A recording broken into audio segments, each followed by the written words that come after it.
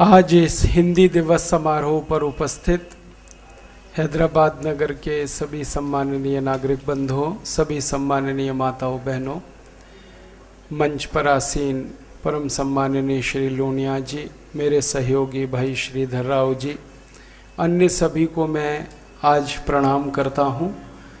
हिंदी दिवस के इस आयोजन पर बधाई देता हूँ, शुभकामनाएं देता हूँ। और मेरा व्याख्यान प्रारंभ करने के पहले भारत के दो महान क्रांतिवीरों को भाव से प्रणाम करना चाहता हूँ, जिन्होंने हिंदी के लिए सारा जीवन अथक प्रयास किया।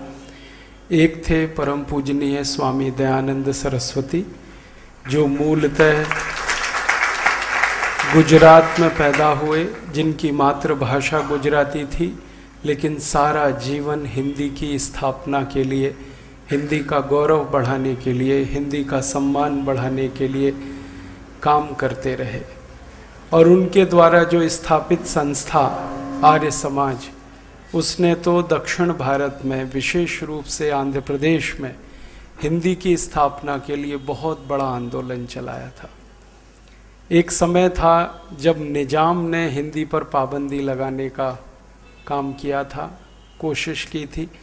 उस समय आर्य समाजी लोगों ने सारे देश में से इकट्ठे होकर हिंदी की स्थापना का काम किया था।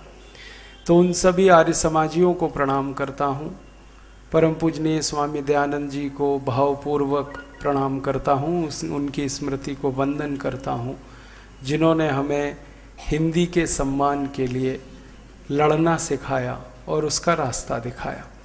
दूसरे ऐसे ही एक महान व्यक्ति महात्मा गांधी, वो भी मूलतः गुजरात के थे और भाषा उनकी भी गुजराती ही थी।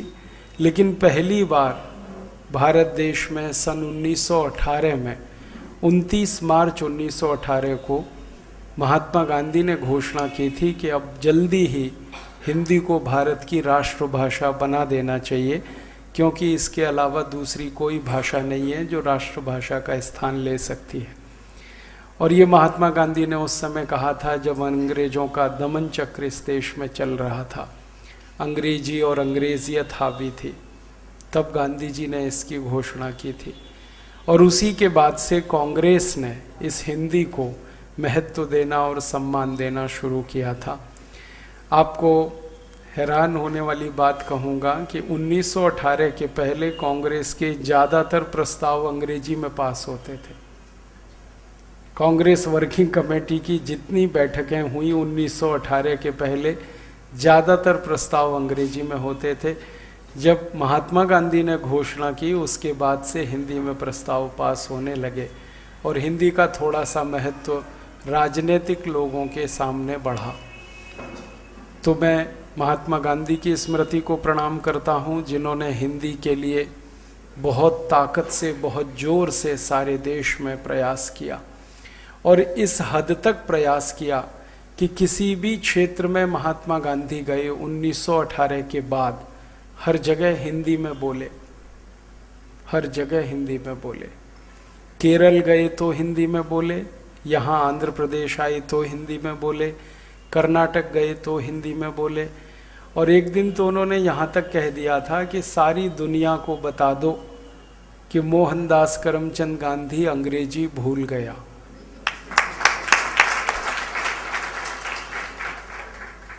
आपको शायद ये सुनकर भी आश्चर्य होगा कि महात्मा गांधी की अंग्रेजी अंग्रेजों से अच्छी थी। वो जब अंग्रेजी लिखते थे और अंग्रेजी में कई बार बात करते थे 1918 के पहले, तो उनकी अंग्रेजी कई अंग्रेजों से अच्छी थी। वो महात्मा गांधी ने ये ऐलान कर दिया कि सारी दुनिया को बता दो कि मोहनदास करमचंद गांधी अंग्रेजी भूल गया, और वो सच में भूल गए। उसके बाद से 29 मार्च 1918 के बाद एक दिन भी ऐसा नहीं आया जब महात्मा गांधी ने अंग्रेजी में बात की हो, या अंग्रेजी में लिखा हो, या अंग्रेजी में किसी को संबोधित किया। कई बार ऐसे मौके आए जब लंदन में उन्हें अंग्रेजों से बात करनी थी, तो भी उन्होंने हिंदी का आग्रह रखा। और अंग्रेजों ने कहा कि आप तो अंग्रेजी जानते हैं, तो उनका मैं भूल गया, जानता तो था, अब मैं भूल गया।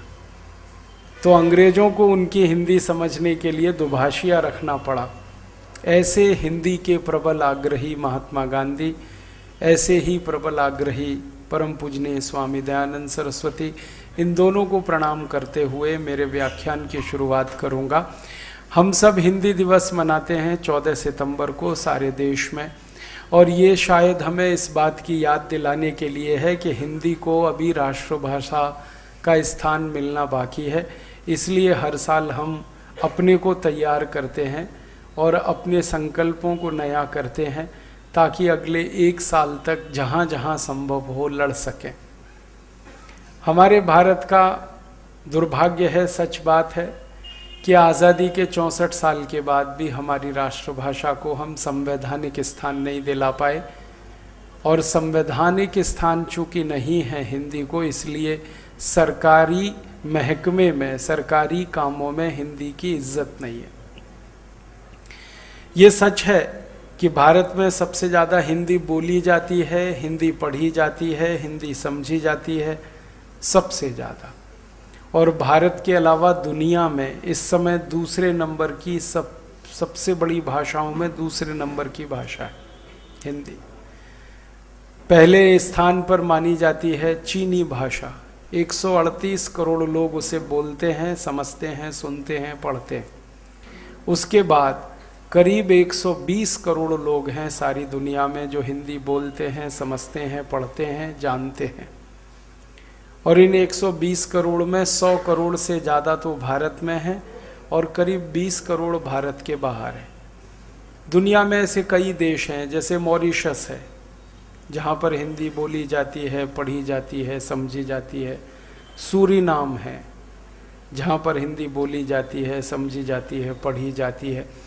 ऐसे करीब 5-7 देश हैं भारत के अलावा। तो इन सभी देशों में और भारत में हिंदी बोलने, पढ़ने, समझने वालों की संख्या 120 करोड़ है। तो चीनी भाषा 138 करोड़ और हिंदी 120 करोड़। दुनिया की दूसरी सबसे बड़ी भाषा है हिंदी। लेकिन हमारे देश में दुर्भाग्य ऐसा कि हम इसको संवैधानिक स्थान नहीं दिला पाए या संवैधानिक इज्जत नहीं दिला पाए। उसका कारण है, और वो कारण है हमारे देश की राजनीतिक व्यवस्था। हमारे देश की राजनीतिक व्यवस्था के बारे में एक पुरानी बात कहते हुए शुरू करता हूँ। जब हम आज़ाद होने वाले थे और अंग्रेजों ने ये तय कर लिया था कि भारत से वो चले जाएंगे, ये बात है सन 1945 के आसपास। 1945 में अंग्रेजों ने लगभग अगस्त के महीने में 15 तारीख को, 15 अगस्त 1945 को अंग्रेजों ने ये पक्का कर लिया था कि वो भारत से चले जाएंगे। उसी समय दूसरा विश्व युद्ध समाप्त हुआ था और जापान ने अंग्रेजों के सामने आत्मसमर्पण किया था। भले जापान ने अंग्रेजों के सामने आत्मसमर्पण कर दिया हो, लेकिन अंग्रेजों की हालत बहुत ख़राब थी। एक तरह से कहा जाता था उस जमाने में कि दूसरा विश्व युद्ध जीतने के बाद भी वो हार गए थे, और हिटलर हारने के बाद भी जीत गया था। उसमें हुआ ये था कि इंग्लैंड पूरी तरह से तबाह हो गया था, अर्थव्यवस्था चौपट हो गई थी, राजनीति पूरी बिल्कुल नपुंसक और दिवालियापन की तरफ थी इंग्लैंड में। जो नेता थे इंग्लैंड के वो एकदम निष्प्रभावी थे। विंस्टन चर्चिल, जो एक ज़माने में कभी बहुत बड़ा आइकॉन माना जाता था, वो बिल्कुल निष्प्रभावी था। क्लेमेंट एटली बहुत बुरे हाल में था। तो राजनीतिक रूप से डांवाडोल स्थिति थी, आर्थिक रूप से बहुत कमज़ोर हो गया था इंग्लैंड। कारखाने बंद हो चुके थे, कंपनियां दिवालिया थीं, लोगों को खाने के लिए नहीं मिल रहा था, रोजगार ख़त्म हो गए थे, बेकारी बढ़ रही थी। अंधाधुंध अंग्रेजों की अर्थव्यवस्था मंदी और मंदी और मंदी की तरफ जा रही थी। ऐसी स्थिति में अंग्रेजों को लगा कि भारत में रहना अब संभव नहीं है, क्योंकि भारत को संभालने के लिए बहुत सारे पैसे खर्च हो रहे थे उनके, और भारतवासियों ने उनका सहयोग करना बंद कर दिया था। भारतवासी जो उनको टैक्स दिया करते थे वो उन्होंने बंद कर दिया था। तो अंग्रेजों को टैक्स मिल नहीं रहा था और भारत में ये स्वदेशी आंदोलन की इतनी जोरदार पूरे देश में लहर चल रही थी कि ईस्ट इंडिया कंपनी का कुछ बिक नहीं रहा था यहाँ पर। तो अंग्रेजी व्यापार लगभग खत्म सा हो गया था। भारत के लोगों ने टैक्स देना बंद करके अंग्रेजों की कमर तोड़ रखी थी, और यहाँ महात्मा गांधी और सरदार पटेल जैसे नेताओं ने लोगों से कह रखा था कि टैक्स नहीं देना, भले जेल में चले जाना। तो लोग उस पर आचरण कर रहे थे। तो हर तरफ से अंग्रेजों को लगा कि अब भारत में रहना संभव नहीं, तो उन्होंने तय कर लिया था कि भारत से चले जाना है। और ये बात अंग्रेजों ने अपने सबसे बड़े सहयोगी अमेरिका को बताई थी। उस समय इंग्लैंड की पार्लियामेंट से अमेरिका के राष्ट्रपति को एक पत्र गया था, उसमें ये बताया गया, ये जो मैं कहानी कह रहा हूं ये सब उस पत्र में लिखा गया कि हमारी आर्थिक स्थिति बहुत खराब हो चुकी है, राजनीतिक स्थिति बहुत कमजोर हो गई है, सामाजिक स्थिति बहुत खराब है, हम भारत को अब ज़्यादा दिन नियंत्रण में नहीं रख सकते, लिहाजा हमें भारत को आज़ाद करना है। ऐसा पत्र लिखा गया ब्रिटिश प्रधानमंत्री की तरफ से। उस पर लीडर ऑफ द अपोजिशन के भी हस्ताक्षर थे, माने विपक्ष और सत्ता पक्ष दोनों ने मिलकर वो पत्र लिखा था। पत्र गया अमेरिका के राष्ट्रपति के पास। अब उसके बाद वहाँ से जो पत्र आया वो बहुत महत्व का है। जो दूसरा पत्र आया अमेरिका के राष्ट्रपति ने अंग्रेजों के प्रधानमंत्री और अंग्रेजों के विपक्ष के नेता को लिखा, और उसमें उन्होंने कहा कि आप भारत को आज़ादी दे रहे हो, ठीक है, ये आपकी मजबूरी है, क्योंकि अब ज़्यादा दिन आप भारत पर राज नहीं कर सकते, लेकिन मेरा एक सुझाव हमेशा ध्यान रखें आप, और वो सुझाव ये है कि भारत को आज़ादी देने के बाद भी भारत को वेस्टर्न ऑर्बिट में ही रखना है। फिर से सुनाता हूं, वो अंग्रेजी का पत्र है, मैं हिंदी करके बता रहा हूं। अंग्रेजों को अमेरिका का राष्ट्रपति कह रहा है कि भारत को आज़ादी दे रहे हैं, ये आपकी मजबूरी है, आप नहीं संभाल सकते, ठीक है, मैं समझता हूं ये मजबूरी, लेकिन मेरा सुझाव है, एक तरह से वो ऑर्डर है, सुझाव नहीं, वो आदेश है, कि मेरा आदेश है कि भारत को वेस्टर्न ऑर्बिट में ही रखना है। माने आज़ादी के बाद भारत अपने स्वदेशी के रास्ते पे ना जाने पाए, इसका ध्यान रखना है। आगे एक और वाक्य उसने लिखा कि अगर भारत आज़ाद होने के बाद अपने रास्ते चल पड़ा, जिसको हम स्वदेशी का रास्ता कहें, स्वराज्य का रास्ता कहें, स्वतंत्रता का रास्ता कहें, अमेरिका का राष्ट्रपति कह रहा है उस पत्र में कि भारत आज़ाद होने के बाद अगर अपने रास्ते पर चल पड़ा तो हम सबका जीना मुश्किल हो जाएगा। हम सबसे मतलब पूरा अमेरिका, पूरा यूरोप, हम सबका जीना मुश्किल हो जाएगा। क्यों? क्योंकि हम भारत के ऊपर बहुत कुछ निर्भर हैं, और हम माने पूरा यूरोप, पूरा अमेरिका, तो हम भारत के ऊपर निर्भर हैं। अगर भारत ने अपना रास्ता बना लिया तो हम तो डूब जाएंगे, हम तो कहीं के नहीं रहेंगे। वो कह रहा है हमारी अर्थव्यवस्था, हमारी राजनीति, हमारी दुनिया में चलने वाली दादागिरी, ये सब भारत के साथ रहने पर ही है। अगर भारत अलग हुआ और अपने रास्ते पे चल पड़ा तो दुनिया से तो हमारी दादागिरी जाएगी ही, हमारी अर्थव्यवस्था भी डूबेगी, हम भी डूबेंगे। ये पत्र अब तक सीक्रेट था, लेकिन अब ये पत्र खुला थोड़े दिन पहले। मुझे एक मेरे मित्र ने बताया, लंदन में रहते हैं, कि ऐसा एक पत्र यहाँ लाइब्रेरी में पड़ा हुआ है, ब्रिटिश पार्लियामेंट की लाइब्रेरी में। तो पिछले साल मैं लंदन गया था परम पूजनीय स्वामी रामदेव जी के साथ। ग्लासगो में हमारा एक केंद्र का उद्घाटन हुआ था, श्रीधर भाई भी थे। तो ये लोग तो जल्दी लौट आए, मैं 18 दिन रुका उसी पत्र के लिए कि मुझे वो देखना है, पढ़ना है। और ना सिर्फ देखना है पढ़ना है बल्कि उसकी फोटोकॉपी करानी और समय आने पर सब भारतवासियों को दिखाना है। तो भारत की जो आज की दुर्व्यवस्था है उसके मूल में मैं उस पत्र को मानता हूं। हाँ, और थोड़े दिन में आस्था चैनल पर आपको मैं वो दिखाऊंगा पत्र।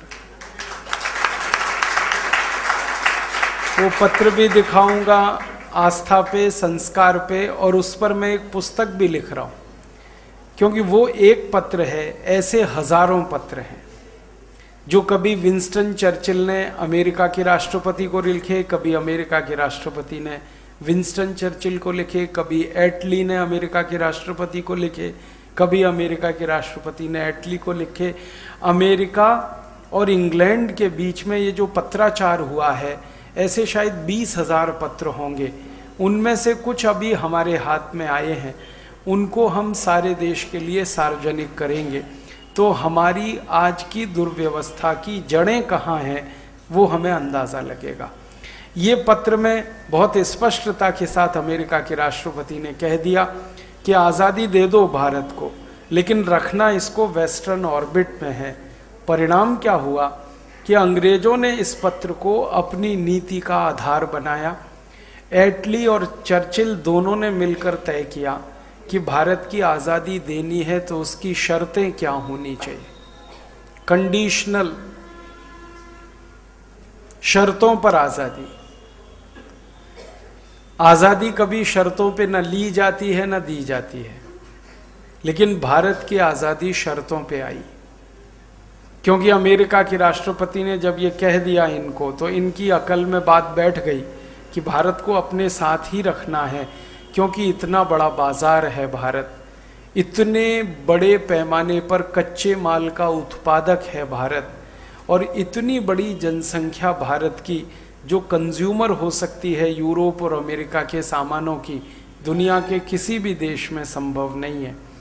कई कारणों से वो भारत को अपने नज़दीक रखना चाहते थे, इसमें वो सफल हुए। और सफल कैसे हुए?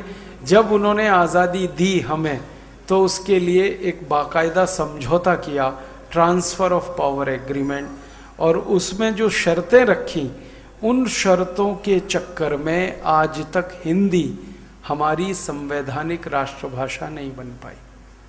शर्तें वहाँ हैं। हम कई बार सोचते हैं कि शायद हमारे नेताओं की अकल को कुछ कमी आई, या हमारी नेताओं की हिंदी निष्ठा कम हुई, या हमारे नेताओं में हिंदी प्रेम कम हुआ, या हमारे नेताओं में राष्ट्रभाषा के प्रति उतना सम्मान नहीं रहा। हमारे मन में शायद ये विचार आते हैं, इसीलिए हिंदी को संवैधानिक स्थान नहीं मिला।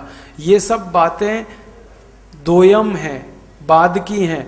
मुख्य बात है, अमेरिका के राष्ट्रपति ने ब्रिटेन के प्रधानमंत्री और संसद को इस बात के लिए तैयार कर लिया कि भारत को आज़ादी दे के भी अपने नज़दीक ही रखना है। वेस्टर्न ऑर्बिट एक मुहावरा है, और वो मुहावरे में सब कुछ आ जाता है।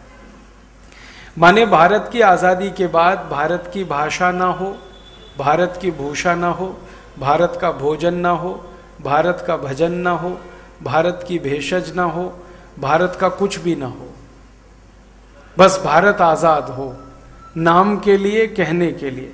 बाकी भारत का कुछ ना हो, जो भी कुछ हो वो अंग्रेजों का हो, अंग्रेजों की भाषा हो, अंग्रेजों की भूषा हो, अंग्रेजों का भोजन हो, अंग्रेजों का भजन हो, अंग्रेजों की भेषज हो, सब कुछ अंग्रेजों का हो, बस भारत कहने को आज़ाद हो। तो उसी तरह की आज़ादी हमने ली, आधी अधूरी। ट्रांसफ़र ऑफ पावर एग्रीमेंट पे हमने समझौता किया, और उसमें अंग्रेजों की उन सब शर्तों को मान लिया जो हमारे लिए बहुत शर्मनाक। परिणाम ये हुआ कि भारत की आज़ादी के बाद भी भारत की कोई राष्ट्रभाषा नहीं बन पाई, क्योंकि अंग्रेजी ने वो जगह अभी तक खाली नहीं की इस देश के लिए। भारत के लोगों की भूषा आज हम सब देखें अपने अपने आप को, ये आलोचना की दृष्टि से नहीं कह रहा हूँ, ये मैं अपनी मानसिकता को समझने की दृष्टि से कह रहा हूँ कि ज़्यादातर पढ़े लिखे भारतवासियों की भूषा क्या है? वही अंग्रेज़ों का शर्ट, अंग्रेज़ों की पैंट, अंग्रेज़ों की टाई, अंग्रेज़ों का कोट, अंग्रेज़ों की नेक टाई, अंग्रेज़ों का ओवरकोट, अंग्रेज़ों का पी कैप, वही तो भूषा है पढ़े लिखे लोगों की। ये ठीक है कि जो बिना पढ़े लिखे लोग हैं वो ज़्यादा स्वदेशी हैं, ज़्यादा भारतीय हैं, और वो शायद इसलिए ज़्यादा स्वदेशी ज़्यादा भारतीय हैं कि वो पढ़े लिखे नहीं हैं। पढ़ लिख जाते तो शायद वो भी चले जाते उधर ही जैसे हम चले गए। तो हमने जो आज़ादी लाई उसी में खोट है, उसी में अधूरापन है, और वहीं गड़बड़ी है। अगर ये ट्रांसफर ऑफ पावर एग्रीमेंट नहीं होता, सत्ता के हस्तांतरण का समझौता नहीं होता, तो शायद भारत कुछ और होता। दुनिया में भारत के पहले 70 देश अंग्रेजों के गुलाम हुए। उन सभी देशों ने आज़ादी पाई अंग्रेजों की गुलामी से, लेकिन किसी भी देश ने अंग्रेजों के साथ ऐसा कोई समझौता नहीं किया। अंग्रेजों ने कोशिश की, लेकिन किसी भी देश ने ऐसा समझौता मानने से इनकार कर दिया। सबसे आखिर में जो देश आज़ाद हुआ अंग्रेजों की गुलामी से, जिसको हम दक्षिण अफ्रीका कहते हैं, वहाँ की जनता ने भी अंग्रेजों से कोई समझौता करने से मना कर दिया। उनका कहना था कि हम आज़ाद होंगे तो अपनी शर्तों पर, अंग्रेजों की शर्तों पर नहीं। लेकिन भारत एक ऐसा देश जिसने अंग्रेजों से आज़ादी के लिए समझौता किया, और उस समझौते के आधार पर अंग्रेजों ने कानून बनाया। उस कानून के हिसाब से भारत को आज़ादी दी गई। उस कानून का नाम है द इंडियन इंडिपेंडेंस एक्ट। 3 जुलाई 1947 को ये कानून ब्रिटेन की संसद में पास किया गया, और उसके बाद भारत को आज़ादी दी गई। अब जरा सोचो तकनीकी रूप से कि किसी कानून के आधार पर हमको आज़ादी मिली है, कल को लंदन की संसद उस कानून को वापस ले ले, रद्द कर दे, तो क्या होगा?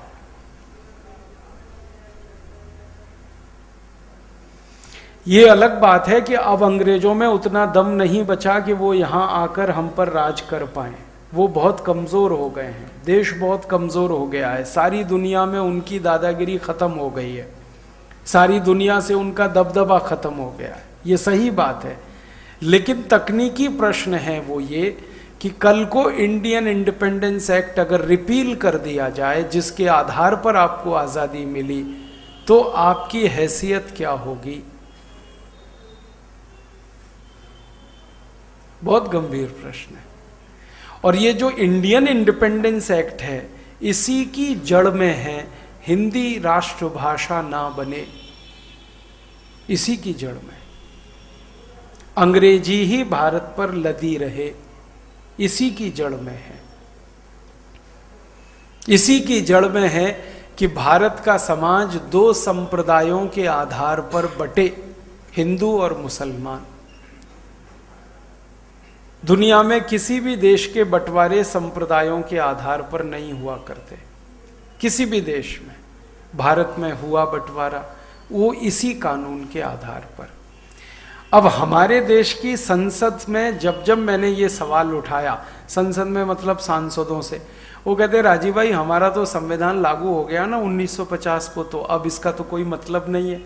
मैंने कहा आप तकनीकी रूप से ये कह रहे हैं कि हमने संविधान लागू कर लिया तो अब इसका कोई मतलब नहीं है, लेकिन क्रियात्मक रूप से तो सब कुछ वही दिख रहा है इस देश में जो लिखा गया है। हमारी सरकार के कई जिम्मेदार मंत्रियों से मैंने इस विषय पे बात की कि इंडियन इंडिपेंडेंस एक्ट का क्या है, अगर हम वापस अंग्रेजों से ये अनुनय विनय ना करें या अंग्रेज हमारी बात ना माने और वो रिपील कर दें तो क्या है। तो कहते हैं जी हमने तो संविधान लागू कर लिया 1950 से अपना, तो ट्रांसफर ऑफ पावर एग्रीमेंट की जो कंडीशन है वो आपने ख़त्म क्यों नहीं की इस देश में। एक तरफ सरकार हमको समझाती है कि भाई हमने 1950 26 जनवरी को अपना संविधान लागू कर लिया, अब ये ट्रांसफर ऑफ पावर एग्रीमेंट जो है वो निष्प्रभावी है, ठीक है, मैं मान लेता हूं आपकी बात सच है, तो ट्रांसफर ऑफ पावर एग्रीमेंट की कंडीशंस क्यों लागू हैं इस देश पर? ट्रांसफर ऑफ पावर में लिखा गया कि अंग्रेजों के जाने के बाद अंग्रेजी भारत में चलेगी। क्यों चल रही है अंग्रेजी भारत में? आप कहते हो कि हमने भारत का संविधान लागू किया, तो अंग्रेजों की शर्त को पहले खत्म करो, तभी तो भारत के संविधान का कोई मतलब है। अंग्रेजी अभी भी चल रही है। ट्रांसफर ऑफ पावर एग्रीमेंट में कहा गया कि अंग्रेजों के जाने के बाद अंग्रेजों का ये प्रशासनिक ढांचा आईसीएस, जिसको हम आजकल आईएएस कहते हैं, IPS, IRS, IFS, all India services के ये जो कैडर में सारा है, ये वैसे का वैसे ही चलेगा अंग्रेजों के जाने के बाद। क्यों चल रहा है? अगर आपने भारत का संविधान लागू कर दिया तो भारत के संविधान में ये आईसीएस की जगह क्यों है अभी भी, जो अंग्रेजों के जमाने में थी गुलामी के लिए? फिर इससे भी ज्यादा अंग्रेजों के बनाए हुए कानून क्यों लागू हैं अभी भी इस देश में? हमारे किसान रोज लाठियां खा रहे हैं, गोलियां खा रहे हैं अंग्रेजों के कानून के खिलाफ संघर्ष करते हुए, जिसका नाम है लैंड एक्विजिशन एक्ट। 1840 में बना, डलहौजी ने इसको लागू कराया और 1894 में इस कानून को और कड़ा करके लागू किया गया। तब से लेके लगातार ये चला आ रहा है और आप कहते हो कि हमने भारत का संविधान लागू कर लिया। तो मजाक किया आपने तो भारत के संविधान के साथ और धोखा दिया भारत के लोगों को। धोखा क्या दिया? संविधान में लिखा we the people of India, हम भारत के लोग इस पूरे संविधान को आत्मार्पित करते हैं। और कभी भारत के लोगों से पूछा नहीं आपने कि ये लोग इस संविधान को आत्मार्पित कर रहे हैं या कुछ नेता जो अंग्रेजों के प्रभाव में हैं वो इस संविधान को आत्मार्पित कर रहे हैं? आपको मालूम है हमारी जो संविधान सभा बनी उसमें 85% से ज्यादा नेताओं को अंग्रेजों ने सेलेक्ट किया संविधान सभा के लिए। अंग्रेजों ने सेलेक्ट किया और अंग्रेजों ने चुन चुन कर उन नेताओं को संविधान सभा में रखा जो अंग्रेजों के हमेशा से समर्थक थे और अंग्रेजों को आदर्श मानते थे। संविधान सभा में ऐसे नेता रखे ही नहीं गए जो अंग्रेजों की हमेशा से खिलाफत करते थे और अंग्रेजों के धुर विरोधी थे, उनको रखा ही नहीं गया। बहुत नेता थे ऐसे इस देश में, अब नाम लेने की जरूरत नहीं। तो हमारे देश का संविधान बना उन लोगों के द्वारा जो अंग्रेजों ने चुने थे और अंग्रेजों ने बनाया था एक ड्राफ्ट जिसका नाम था गवर्नमेंट ऑफ इंडिया एक्ट 1935 में। और गवर्नमेंट ऑफ इंडिया एक्ट की जब बहस हुई थी ब्रिटेन की संसद में, तो उस बहस का एक वाक्य सुनाता हूं आपको। सारे ब्रिटेन के सांसद अंग्रेजों की लोकसभा में ये कह रहे थे कि भारत को 1000 साल तक गुलाम बनाकर रखने के लिए इससे अच्छा कानून नहीं हो सकता। गवर्नमेंट ऑफ इंडिया एक्ट 1000 साल तक भारत को गुलाम बनाकर रखने के लिए गवर्नमेंट ऑफ इंडिया एक्ट से अच्छा कोई कानून नहीं हो सकता। इसीलिए उन्होंने ये कानून 1935 में पास किया और भारत में इसको लागू कराया और भारत की संविधान सभा ने इसको संविधान की आत्मा बनाया, गवर्नमेंट ऑफ इंडिया एक्ट। आप किसी दिन चाहें तो एक छोटा सा प्रयास करें, कोशिश करें, गवर्नमेंट ऑफ इंडिया एक्ट की कॉपी किसी भी कानून की पुस्तक बेचने वाली किताब की दुकान में मिल जाएगी, आप ले लो 1935 की, और भारत के संविधान की प्रति कहीं भी मिल जाएगी। दोनों के एक एक पन्ने मिलाते जाओ तो आपको पता चलेगा कॉमा फुल स्टॉप भी नहीं बदला गया। गवर्नमेंट ऑफ इंडिया एक्ट के सारे प्रावधान भारत का संविधान बन गए,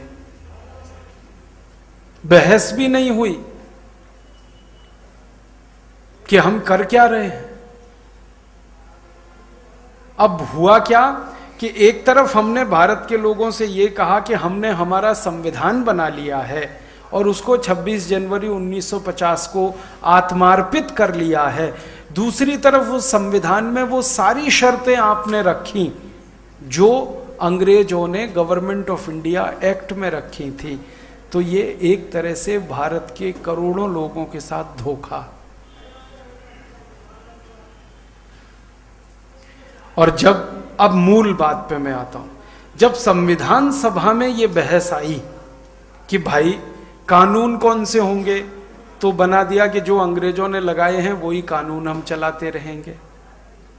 तो बात खत्म हो गई वहीं पे। कुछ बहस करने की कोशिश की गई, तो मैं बताऊंगा। अब जब बात शुरू हुई संविधान सभा में कि कानून कौन से होंगे, तो सबने मिलकर तय कर लिया। 319 सदस्य हमारी संविधान सभा में एक मत पर सहमत हो गए कि थोड़े दिन तो यही कानून चलाओ जो अंग्रेजों ने बनाए। फिर उसके बाद दूसरा प्रश्न आया कि प्रशासन कैसा होगा, तो 319 सदस्य इस पर सहमत हो गए कि थोड़े दिन यही प्रशासन चलाओ जो अंग्रेजों ने चलाया। ICS, IFS, IRS, IPS इसी से चलाओ। फिर बात आई कि भाषा, तो उन्होंने कहा भाषा वही है जो अंग्रेजों ने चलाई। तब बवंडर खड़ा हुआ।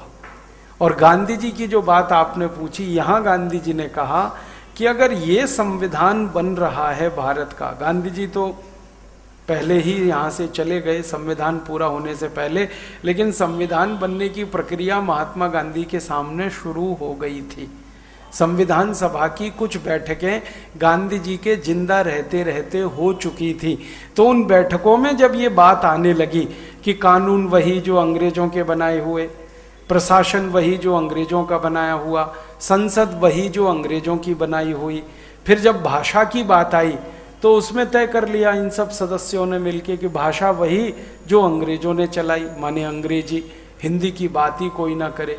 तब गांधी जी के सामने ये बात आई तो उन्होंने कहा, पंडित जवाहरलाल नेहरू को बुलाया, बहुत गुस्से में उन्होंने कहा, जवाहर इस संविधान को फाड़ कर रद्दी की टोकरी में फेंक दो। ये था गांधी जी का रोल। पंडित नेहरू ने कहा कि बापू ये तो हम बड़ी मेहनत से बना रहे हैं। तो उन्होंने कहा कि तुम भारत को दोबारा गुलाम बनाने की तैयारी कर रहे हो, संविधान नहीं बना रहे हो। और ये भारत अब जो गुलाम बनेगा वो गुलामों का गुलाम होगा। पहले भारत अंग्रेजों का गुलाम, अब की बार गुलामों का गुलाम। तो नेहरू जी के समझ में नहीं आया, तो गांधी जी ने कहा कि देखो तुम अंग्रेजों के गुलाम और भारत तुम्हारा गुलाम, तो गुलामों का गुलाम। तो गांधी जी कह रहे हैं कि यह स्थिति तो बहुत खराब है, इसको तो रद्दी की टोकरी में फेंको। और गुस्से में उन्होंने कहा कि नहीं फेंका तो मैं जलाऊंगा फिर इसको, और तुम याद रखो कि फिर ये संविधान जलाने के जुर्म में मैं गिरफ्तार होऊंगा और मेरी जगह तुम्हारी जेल में होगी। मैं तुम्हारी जेल में रहूंगा जैसे अंग्रेजों की जेल में रहता था। उसके थोड़े दिन बाद गांधी जी की हत्या हो गई। वो सब कहानी आप जानते हैं। गांधी जी के चले जाने के बाद गांधी जी के जो परम शिष्य माने जाते हैं इस देश में, आचार्य विनोबा भावे, उनके सामने ये संविधान तैयार होकर प्रस्तुत किया गया। क्योंकि 1950 में गांधी जी तो जीवित नहीं थे, आचार्य विनोबा भावे थे, और गांधी जी उनको बोल कर गए थे कि ये मेरा पहला सत्याग्रही, पहला शिष्य। तो सारा देश महात्मा गांधी के उत्तराधिकारी के रूप में आचार्य विनोबा जी को देखता था। और इसी क्रम में आचार्य विनोबा जी को सारे देश में भूदान आंदोलन के लिए जन समर्थन मिला था। तो जब विनोबा जी के सामने ये संविधान तैयार होकर आया, अच्छे से बढ़िया कॉपी बना के, जिल्द विल्द चढ़ा के, तो उन्होंने पढ़ा और देखा, तो उन्होंने कहा इसमें तो बापू की एक भी बात नहीं। बापू हिंदी की बात करते थे, हिंदी राष्ट्रभाषा होनी चाहिए, इसमें हिंदी का कोई प्रोविजन ही नहीं है, प्रावधान नहीं। बापू कहते हैं ग्राम स्वराज्य होना चाहिए, इसमें तो कहीं कोई जगह नहीं है उसके लिए। बापू कहते थे कि सब कुछ स्वदेशी होना चाहिए, यहां तो सब कुछ विदेशी दिख रहा। तो आचार्य विनोबा भावे जी ने बहुत कड़ा पत्र लिखा पंडित जवाहरलाल नेहरू को, और वो पत्र इतिहास में दर्ज है। उन्होंने कहा कि मैं भी इस संविधान को जलाना चाहूंगा, और इसको रद्दी की टोकरी में तो मैंने फेंक ही दिया है, जलाऊंगा तब जब तुम अभी नहीं मानोगे। तो हमने सारे देश को कहा कि हमने संविधान लागू कर दिया, और ये बोलकर अंग्रेजों के किए हुए दस्तावेज और समझौतों को हमने ढक दिया ताकि बहस ना चले इस देश में। क्योंकि बहस चलती, और वो यही चलती कि आज़ादी का मतलब क्या, जब अंग्रेजों की शर्तों पर हम अपने देश के रास्ते बना रहे हैं तो आज़ादी का मतलब क्या। तो भारत में ऐसी कोई बड़ी बहस ना चले, इसके लिए संविधान ले आए, और संविधान में वो सब उन्होंने डाल दिया जो अंग्रेज चाहते थे गवर्नमेंट ऑफ इंडिया एक्ट के माध्यम से 1000 साल भारत को गुलाम रखने के लिए। इसलिए हिंदी अभी तक हमारे संविधान की भाषा नहीं बन पाई, इसलिए हिंदी को संवैधानिक दर्जा नहीं मिल पाया, क्योंकि गवर्नमेंट ऑफ इंडिया एक्ट और अंग्रेजों से किया गया ट्रांसफर ऑफ पावर एग्रीमेंट दोनों हिंदी विरोधी हैं, हिंदी को नकारते हैं। क्योंकि हिंदी को अंग्रेज इसलिए नकारते हैं कि हिंदी अगर भारत में आती है तो भारत अपने रास्ते पर चल पड़ेगा। क्योंकि कोई भी देश अपना रास्ता बनाता है तो उसकी नींव राष्ट्रभाषा, मातृभाषा यही होती है। हम अपना भवन निर्माण करें, कितना भी अच्छा, कितना भी सुंदर, भवन की जो नींव है वो राष्ट्रभाषा है। किसी भी राष्ट्र की जो बड़ी इमारत हमें दिखाई दे, भव्य से भव्य, उस इमारत के जो नींव के पत्थर हैं वो उस राष्ट्र की भाषा है। बिना राष्ट्र की भाषा के राष्ट्र गूंगा है, बिना राष्ट्र की भाषा के राष्ट्र अधूरा है, बिना राष्ट्र की भाषा के राष्ट्र बेतरतीब है, अव्यवस्थित है। और हिंदी अगर आ जाए तो ये राष्ट्र व्यवस्थित हो जाए, इसकी दिशा ठीक हो जाए, इसकी दशा ठीक हो जाए, ये अपने स्वदेशी के रास्ते पर चल पड़े और ये शायद दुनिया में सबसे आगे निकल पड़े, ऐसी संभावनाएं हैं। इसलिए अमेरिकन राष्ट्रपति ने कहा कि भारत को आज़ाद कर दो लेकिन रखना वेस्टर्न ऑर्बिट में, ताकि हम अपने स्वदेशी रास्ते पे ना चल पड़े। हिंदी इसलिए हमारे संविधान की भाषा नहीं बन पाई, राष्ट्रभाषा नहीं बन पाई। और फिर जब बहुत ज्यादा हंगामा मचा, एक बहुत महान व्यक्ति, उनका भी जिक्र करना बहुत जरूरी है, आचार्य राम मनोहर लोहिया। महात्मा गांधी के चले जाने के बाद इस देश में हिंदी के सवाल पर सबसे प्रखरता के साथ जिन्होंने सारे देश को झकझोरा वो आचार्य राम मनोहर लोहिया। उनके एक सहयोगी अच्युत पटवर्धन, उनकी एक सहयोगी अरुणा आसफ अली, इनके एक सहयोगी परम सम्माननीय जयप्रकाश नारायण, ये 4-5 लोगों का एक समूह हुआ करता था जो नेहरू जी के साथ होते हुए नेहरू जी का विरोधी था। और इस समूह ने दबाव बनाया कि महात्मा गांधी बोलकर गए हिंदी राष्ट्रभाषा होगी, अब क्यों नहीं हो रही है, क्या देर हो रही है, तो संविधान पढ़ के सुना दिया गया। तो जब बार बार ये बात आने लगी, तब हमारे देश के संविधान को बनाने वाले नेताओं ने अपनी शर्म को छुपाने के लिए एक संविधान में संशोधन करके एक प्रावधान डाल दिया कि 15 साल के बाद हिंदी को राष्ट्रभाषा बना दिया जाएगा। जब बहुत ज्यादा दबाव पड़ा तब, और ये दबाव को एक तरफ से निष्प्रभावी करने के लिए हमारे दिल्ली के नेताओं ने दक्षिण के नेताओं को भड़काया हिंदी के खिलाफ। आप सभी जानते हैं तमिलनाडु में आंदोलन चला, वो दिल्ली के नेताओं ने भड़काया उस आंदोलन को कि तुम आंदोलन करो हिंदी के खिलाफ। वो तैयार नहीं थे करने को, भड़काया उन्होंने। और भड़काया क्यों? क्योंकि अंग्रेजों से उन्होंने तय कर लिया था कि भारत आजाद होगा तो हिंदी नहीं आएगी भारत में, यही थी शर्त ट्रांसफर ऑफ पावर एग्रीमेंट की। तो अंग्रेजों के प्रति अपनी वफादारी निभाना और अंग्रेजों के प्रति अपनी वफादारी को साबित कराना, इसके लिए इन्होंने दक्षिण के लोगों को भड़काया, कुछ नेताओं को। उन्होंने हिंदी विरोधी आंदोलन चलाया। उस आंदोलन की गूंज लोकसभा राज्यसभा में हुई और ये कहा कि देखो हिंदी लागू हुई तो सारे देश में आग लग जाएगी। तो संविधान में एक ऐसा प्रावधान डाल दिया गया जिसके कारण हिंदी का रास्ता हमेशा के लिए बंद हो गया। अब वो प्रावधान ये है कि हिंदी राजभाषा तो है, राष्ट्रभाषा नहीं है। तब तक नहीं है जब तक कि भारत के सभी राज्य इसके लिए अपनी सहमति ना दें, तब तक हिंदी राष्ट्रभाषा नहीं है। और राज्यों को नीचे यह कह दिया गया कि कभी मत देना सहमति। हमारे पास वो चिट्ठियां हैं जो केंद्र सरकार के द्वारा लिखी गई तमिलनाडु के नेताओं को।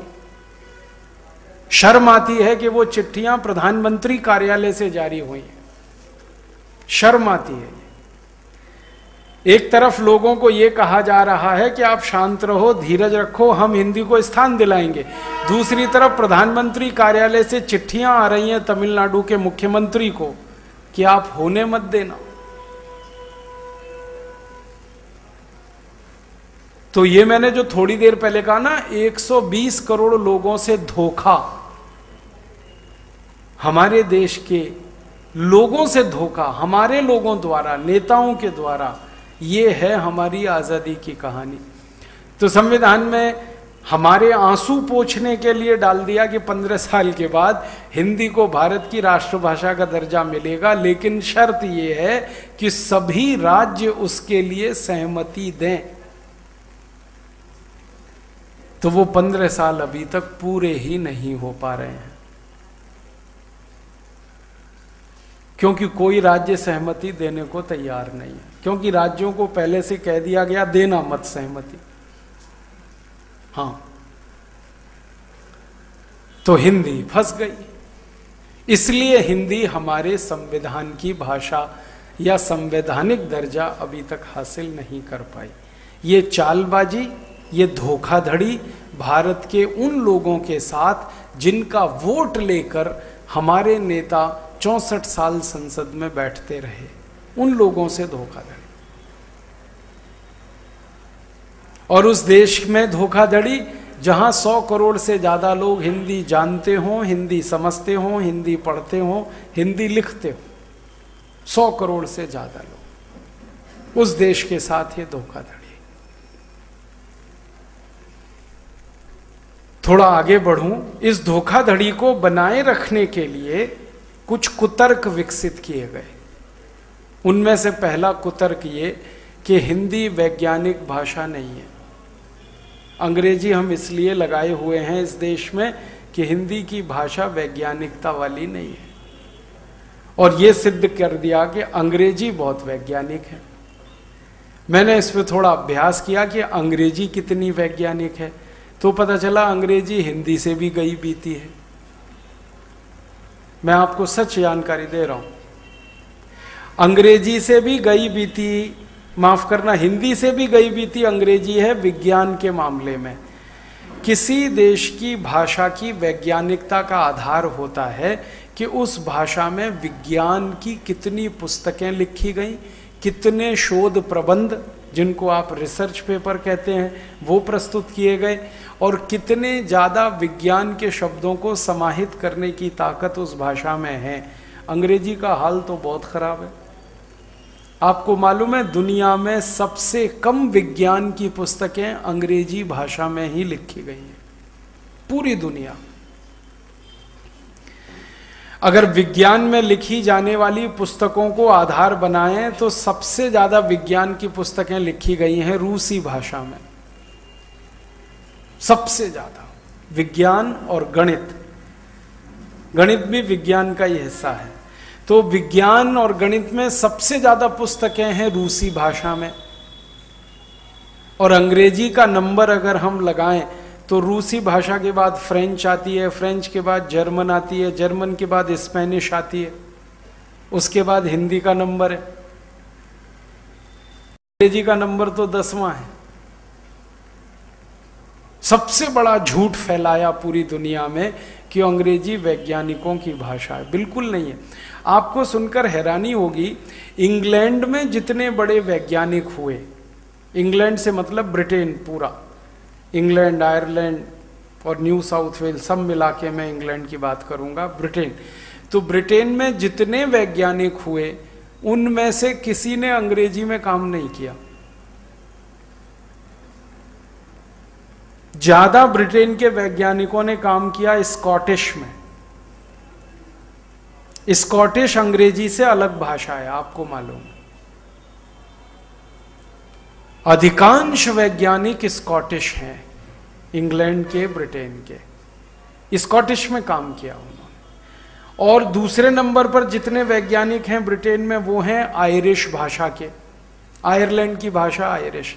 तो या तो ब्रिटेन के वैज्ञानिकों ने आयरिश में काम किया। आयरिश अलग भाषा है, अंग्रेजी से बिल्कुल अलग है। स्कॉटिश अलग है अंग्रेजी से। स्कॉटिश आयरिश में सबसे ज्यादा पुस्तकें बनी, शोध प्रबंध प्रस्तुत हुए। ये तो अंग्रेजों की चालाकी है कि स्कॉटिश और आयरिश शोध प्रबंधों को और पुस्तकों को उन्होंने अंग्रेजी में भाषांतर करके सारी दुनिया में प्रस्तुत कर दिया कि देखो ये अंग्रेजी का है। अंग्रेजी का तो वो है ही नहीं। तो सबसे बड़ा झूठ कि अंग्रेजी वैज्ञानिक भाषा, बिल्कुल नहीं है। अब दूसरे नंबर पर एक और बड़ा झूठ सारी दुनिया में बोला गया भारत के लोगों को समझाने के लिए। हम हिंदी की बात करें ना तो चुप हो जाएं कि हिंदी की वैज्ञानिकता बहुत कम है, अंग्रेजी की बहुत ज्यादा। ज्यादातर पढ़े लिखे भारतवासियों से जब बहस करो ना तो वो यही तर्क देना शुरू करते। तर्क क्या कुतर्क, कि जी अंग्रेजी में ही पढ़ाई हो सकती है, हिंदी में नहीं हो सकती, क्योंकि भाषा की ताकत अंग्रेजी की ज्यादा है, हिंदी की कम है। क्योंकि जो हम पाठ्यक्रम पढ़ते हैं वो अंग्रेजी में अच्छा है, हिंदी में बेकार है। और इस तर्क की सच्चाई को जब परखते हैं, जांचते हैं, तो पता चलता है कि अंग्रेजी पाठ्यक्रम जो आप पढ़ते हो 5 साल में, अगर पूरी ईमानदारी से सरल और बोधगम्य हिंदी में वो पाठ्यक्रम मैं कर दूं, तो जो 5 साल में आप पढ़ रहे हो वो 2 साल में पढ़ लोगे। 3 साल का समय बच जाएगा, दिमाग का खर्चा बचेगा, पैसे का खर्चा बचेगा और आपकी मेहनत बचेगी। जो 5 साल में पढ़ रहे हो वो 2 साल में पढ़ लोगे। क्यों? क्योंकि विज्ञान को सरल तरीके से समझाने में हिंदी जितनी समर्थ है वो अंग्रेजी है ही नहीं। और पाठ्यक्रम जो है सरल तरीके से आप समझ पाओ तो जल्दी खत्म होगा, नहीं तो उसके जो भारी भारी शब्द हैं ना, उनकी परिभाषा करने में ही आधा समय निकल जाता है।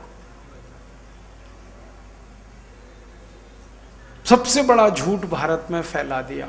और इस झूठ को फैलाने में सरकार, सरकारी तंत्र के अधिकारी, हमारी सरकार के बड़े बड़े नेता जो नहीं चाहते कि हिंदी आए, उनका ये सारा कुचक्र, साजिश, षड्यंत्र, क्योंकि ये सब समझ के किया जा रहा। फिर एक कुतर्क फैलाया गया भारत में, हिंदी जो है ना कला संस्कृति, माफ करना, अंग्रेजी कला संस्कृति की भाषा है, हिंदी से अच्छी है। अब अंग्रेजी में हमने ढूंढना शुरू किया कि कला और संस्कृति में क्या लिखा गया, क्या छापा गया। तो आपको सुनकर बड़ी हैरानी होगी कि सारी दुनिया में कला और संस्कृति के जो विषय माने जाते हैं उनमें सबसे ज्यादा साहित्य है फ्रेंच भाषा का। पूरी दुनिया जितने नाटक लिखे गए हैं फ्रेंच में किसी में नहीं है, जितनी कहानियां लिखी गई हैं फ्रेंच में किसी में नहीं, जितनी कविताएं लिखी गई हैं फ्रेंच। सारी दुनिया में फैला दिया इन्होंने कि हिंदी जो है ना सभ्य लोगों की, माफ करना, अंग्रेजी सभ्य लोगों की भाषा और हिंदी जैसे असभ्य लोगों की भाषा। तो अब ये सभ्यता का मापदंड क्या होता है भाई, जरा इसको देखा जाए कि सभ्य किसको कहते हैं, असभ्य किसको कहते हैं। तो आप सभ्य और असभ्य की परिभाषा ऐसे लगाओ कि गालियां जिस भाषा में जितनी ज्यादा वो उतनी असभ्य, यही तो। और गालियां जिस भाषा में जितनी कम वो उतनी सभ्य। अंग्रेजी जितनी गालियां पूरी दुनिया में किसी भाषा में नहीं है। जितनी गालियां अंग्रेजी में हैं उतनी गालियां दुनिया की किसी भाषा में नहीं है। तो अंग्रेजी तो सबसे असभ्य भाषा है। और संयोग की बात कुछ ऐसी है कि दुनिया में सबसे कम गालियां हैं वो हिंदी में ही है, सबसे कम। सबसे ज्यादा गालियां अंग्रेजी में। तो ये तर्क भी झूठा है। और एक तर्क फैलाया गया, कुतर्क सारे देश में, दुनिया में, कि ये जो अंग्रेजी है, ये अंग्रेजी बुद्धिमानों की भाषा है, बुद्धिमानों की भाषा। अंग्रेजी में एक शब्द है इंटेलेक्चुअल, उनकी भाषा है। हमने ढूंढना शुरू किया कि भाई अंग्रेजी में कितने बुद्धिमान और विद्वान हुए हैं, तो सबसे कम विद्वान और बुद्धिमान अंग्रेजी में ही है सारी दुनिया। जब ब्रिटेन का अध्ययन किया मैंने तो पता चला सबसे ज़्यादा बुद्धिमान और विद्वान स्कॉटिश में है, आयरिश में है, और वेल्श, एक जो एरिया है ना, एक क्षेत्र है न्यू साउथ, वहाँ की अपनी भाषा है वेल्श। तो वेल्श में, आयरिश में, स्कॉटिश में सबसे ज़्यादा विद्वान, सबसे ज़्यादा बुद्धिमान। अंग्रेजी तो इंग्लैंड में ये सुनने में आता है कि अंग्रेजी तो मूर्खों और गंवारों की भाषा है। सच में कह रहा हूं। आप इंग्लैंड में एक जमाने में जो गडरिये होते थे, घास चराने वाले, भेड़ बकरियों को, उनकी भाषा होती थी अंग्रेजी, और उनकी सामान्य बोलचाल की भाषा के शब्द हैं अंग्रेजी में, इसलिए सबसे ज्यादा। सब तरह के कुतर्क फैला दिए सारे देश। फिर एक आया, अंग्रेजी का शब्द भंडार बहुत बड़ा है, समृद्ध भाषा, अंग्रेजी समृद्ध भाषा। अब अंग्रेजी के शब्द भंडार को हमने खोज लिया। जब से अंग्रेजी आई, एक तो अंग्रेजी आए हुए ज़्यादा दिन नहीं हुआ, आपको मालूम है अंग्रेजी बिल्कुल नई भाषा है, ज़्यादा पुरानी नहीं। ये 13वीं 14वीं शताब्दी में ठीक से विकसित हुई इंग्लैंड में। उसके पहले तो इंग्लैंड में ज़्यादातर लोग ये स्कॉटिश, आयरिश, वेल्श, और बहुत बड़ा इलाका इंग्लैंड का फ्रेंच बोलता था, फ्रेंच में लिखता था, फ्रेंच बोलता था, क्योंकि फ्रांसीसियों के गुलाम थे ये, और 1000 साल गुलाम रहे हैं अंग्रेज फ्रांसीसियों के, 1000 साल, पहली शताब्दी से लेके 10वीं शताब्दी तक फ्रांस के भिन्न भिन्न राजाओं का शासन चलता रहा इंग्लैंड में। तो ये फ्रेंच के प्रभाव में थे 1000 साल। बाद में ये थोड़े आज़ाद हुए 10वीं 11वीं शताब्दी में, 13वीं 14वीं शताब्दी तक इन्होंने अपनी अंग्रेजी को थोड़ा ठीक ठाक किया, तब से अंग्रेजी शुरू हुई। तो भाषा एकदम नई है, बहुत पुरानी नहीं है, शब्द बहुत कम है। अंग्रेजी के मूल शब्द अगर आप ढूंढना शुरू करें तो इस समय सारी कोशिश, सारी ताकत, सारी मेहनत लगा देने के बाद मूल शब्द 65,000 हैं अंग्रेजी के, और हमारे हिंदी के मूल शब्द 80 लाख से ज्यादा है।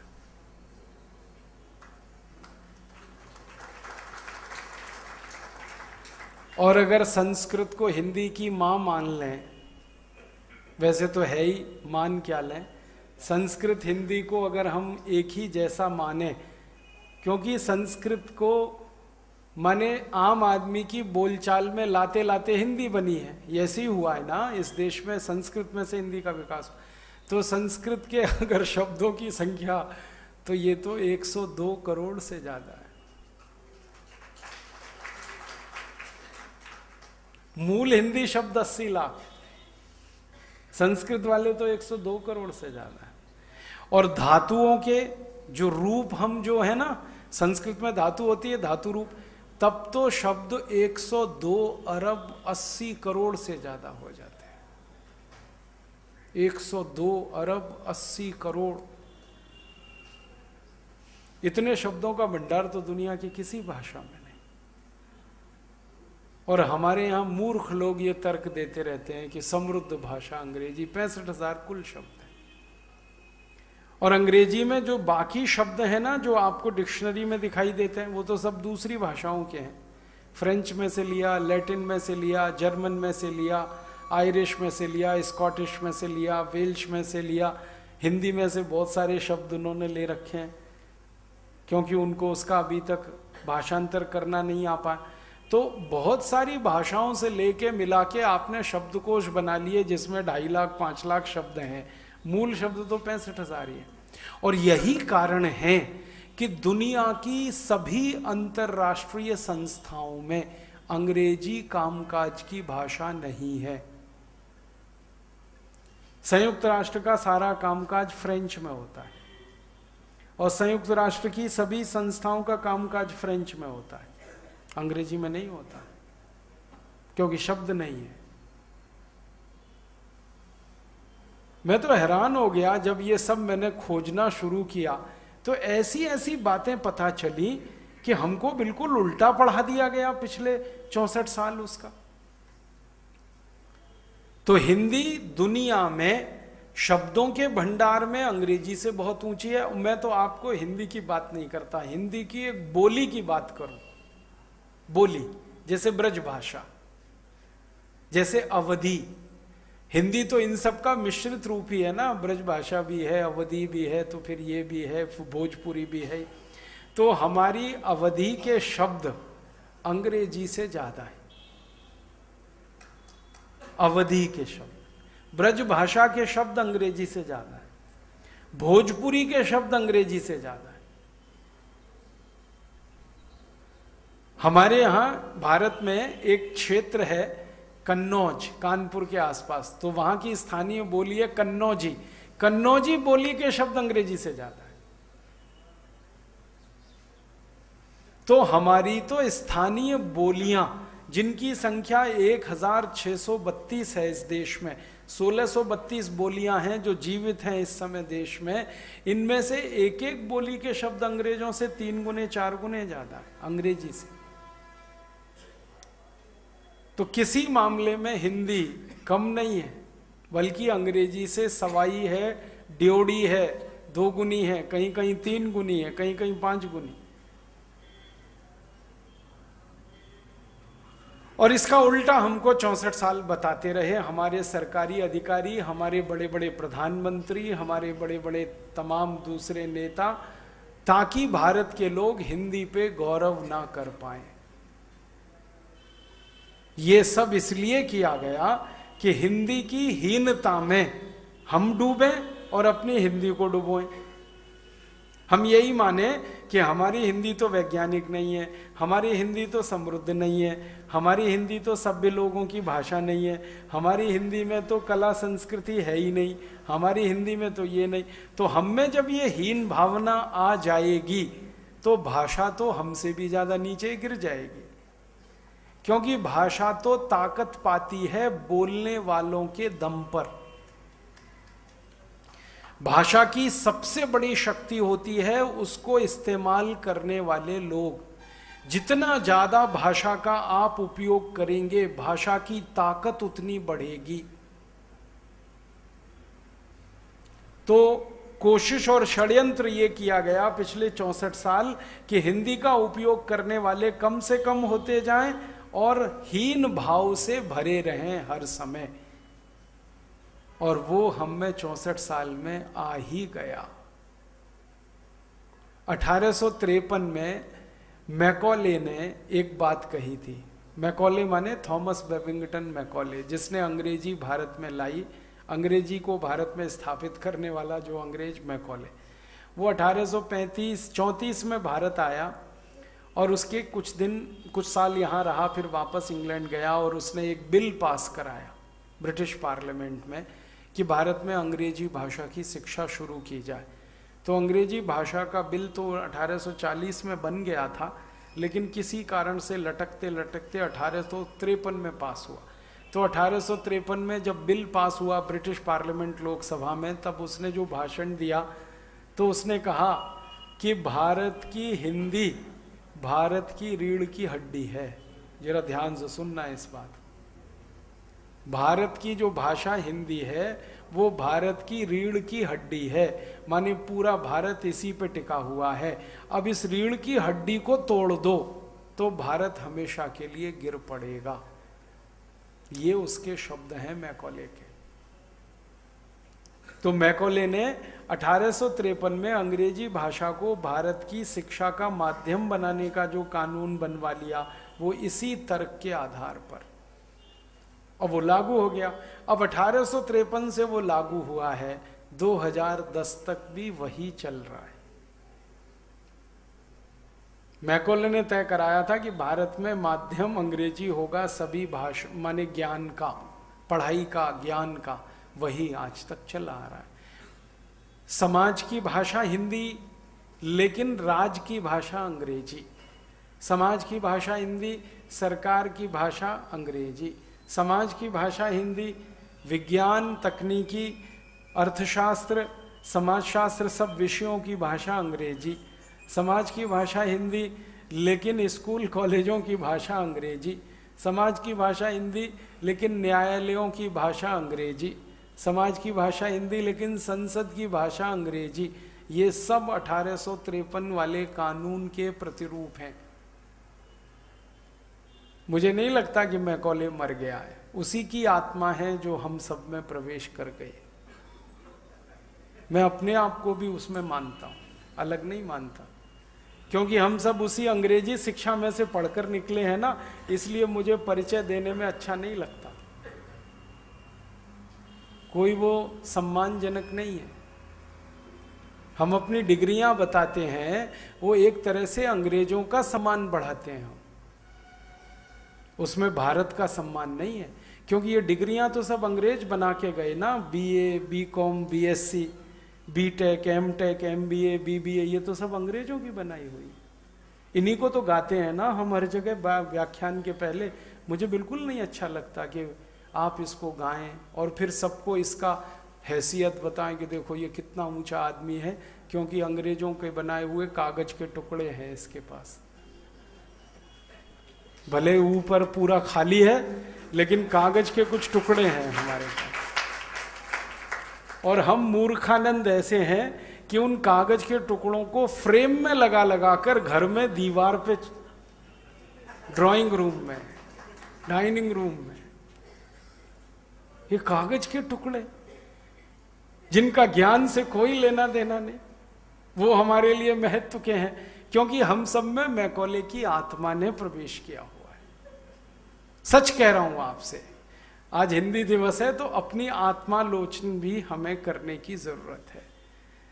और अगर नहीं मैकॉले की आत्मा हम में आई होती तो हमारे बच्चे कभी भी मम्मी डैडी नहीं बोल रहे होते, ना कभी मम्मी पापा बोल रहे होते। ना मम्मी का अर्थ मालूम है ना डैडी का अर्थ मालूम, बोल रहे हैं बस। मम्मी का अर्थ होता है मरा हुआ, जिसमें से जान निकल जाए वो मम्मी होती है। और हम अपनी जीती जागती मां को मम्मी मम्मी बोल के मार डालने की तैयारी, हमें मैकॉले ने प्रवेश कर रखा। डैडी माने होता है मरे हुए जैसा,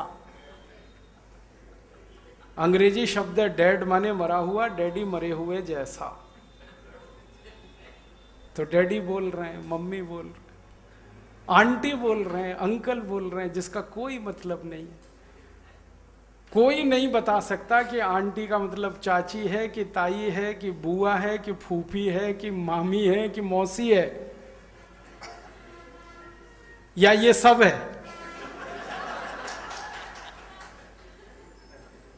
कोई नहीं बता सकता, लेकिन हमारे बच्चे बोल रहे हैं आंटी, अंकल।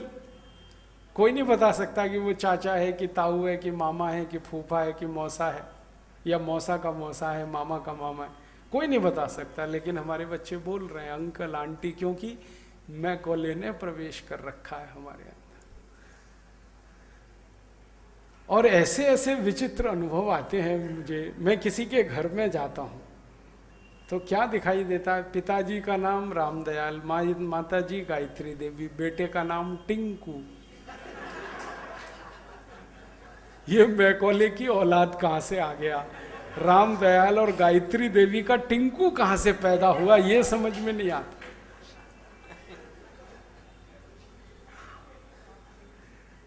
और अंग्रेजी डिक्शनरी अगर आप देखोगे तो टिंकू का अर्थ है आवारा लड़का। सच में अंग्रेजी डिक्शनरी में टिंकू का मतलब है आवारा लड़का, जो बाप की ना सुने, माँ की ना सुने, घर के बाहर रहे, वो टिंकू है। अब यहां रामदयाल और गायत्री देवी का आज्ञाकारी बेटा टिंकू हो गया। मैकॉले जिंदाबाद। ये है मैकॉले की आत्मा। हमारे घरों के बाहर नाम लिखे हुए हैं, क्या विचित्र विचित्र नाम है। ऐसे ऐसे नाम जो कभी हम सपने में न सोच सके। ये तो हुआ यही कि 64 साल में हम हिंदी से विमुख हुए या हम हीन भावना में डूब गए। हमको हिंदी में अब कुछ ऐसा दिखता ही नहीं है कि गौरव कर सकें। इसलिए ये mummy daddy uncle aunty Tinku Pinku Babli Dabli Dimple pimple Twinkle ये सब घर में घुस गए। भले अर्थ नहीं मालूम ट्विंकल का क्या मतलब है, लेकिन घर की बेटी का नाम है ट्विंकल खन्ना। मैंने पूछा एक बार उनसे कि आपके नाम का मतलब मालूम है आपको, कि नहीं मालूम। अम्मा ने रख दिया, पिताजी ने रख दिया, तो हो गया ट्विंकल खन्ना। डिम्पल किसी का, पिंपल किसी का, कुछ कुछ विचित्र विचित्र से नाम। डब्लू बबलू डॉली। डब्लू एक अंग्रेजी शब्द है, अक्षर है डब्लू, उसका नाम से क्या लेना देना। डब्लू जो है ना प्रॉपर नाउन नहीं हो सकता कभी भी, लेकिन हम विचित्र लोग डब्लू डब्लू बोल रहे। तो मुश्किल हमारे साथ क्या हुई। मुझे जो दुख है, अंग्रेजों ने हमारे साथ षड्यंत्र किया। अंग्रेजों के जाने के बाद हमारे ही अपने नेता जो अंग्रेजों के भगत थे, उन्होंने हमको धोखा दिया, लेकिन हमने भी अपने आप को बहुत धोखा दिया। हमने इतना धोखा दिया कि उन्होंने जो कुछ कह दिया उसको हमने कभी जांचा नहीं, परखा नहीं, देखा नहीं कि ये सच कह रहे हैं या झूठ कह रहे हैं। इन्होंने कह दिया जी हिंदी में विज्ञान नहीं पढ़ाया जा सकता, हमने मान लिया। उन्होंने कह दिया जी हिंदी में शब्द बहुत कम है, हमने मान लिया। उन्होंने कह दिया जी हिंदी तो मूर्खों की भाषा, गंवारों की, हमने मान लिया। अब ये जो हम किसी के कहने पर मानते चले गए और उसको जांच नहीं की, इससे बड़ी मूर्खता कुछ नहीं होती।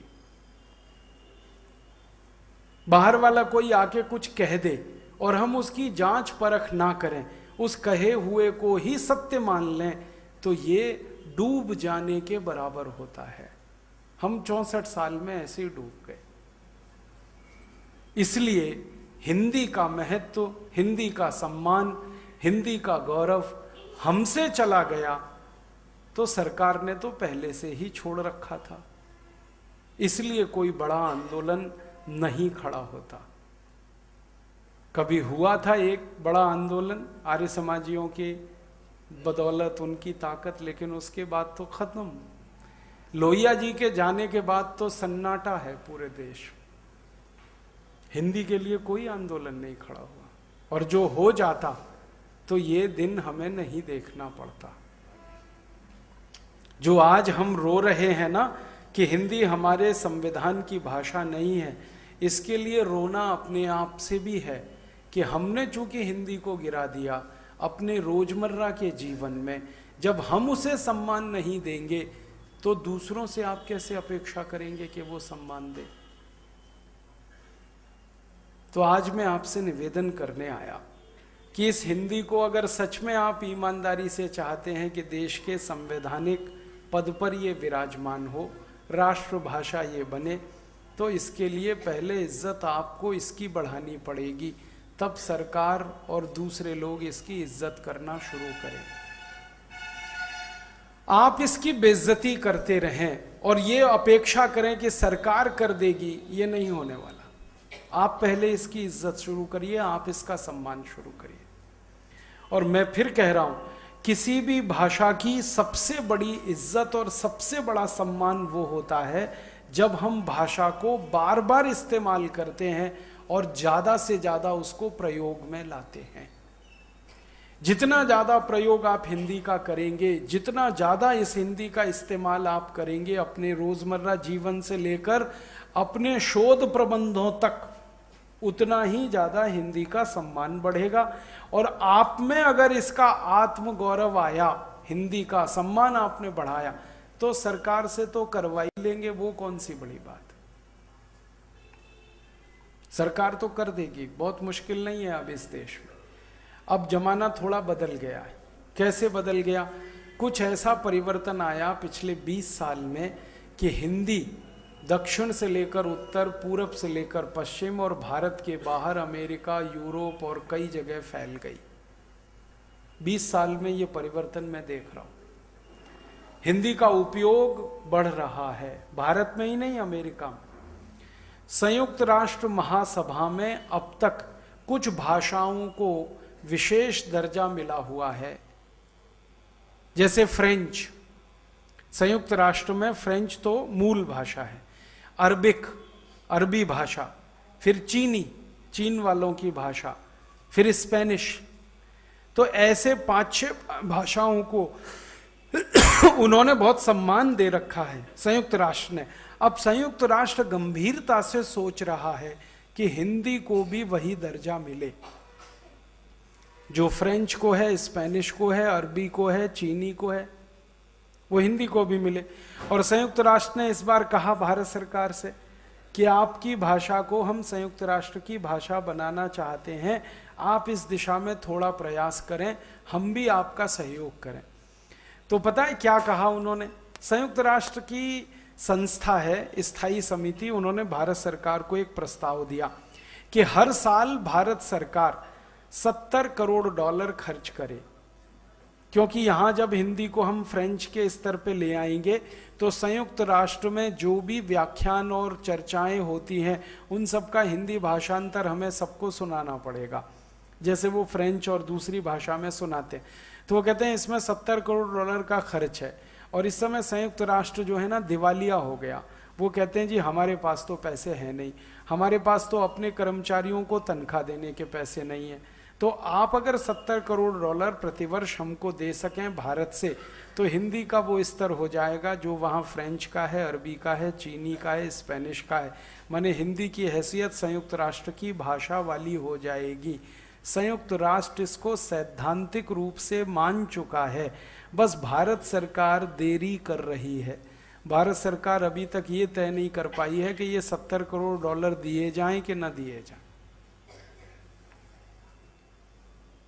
भारत सरकार का माने भारत के अधिकारी, ये उसमें अड़ंगे लगा रहे हैं, कह रहे हैं जी फालतू खर्चा है, इससे कोई फायदा नहीं होने वाला है, ये अधिकारी अपनी जेब में जो डाल लें वो सब अच्छा खर्चा है, और हिंदी के लिए $70 करोड़ खर्च हो तो ये फालतू हो गया।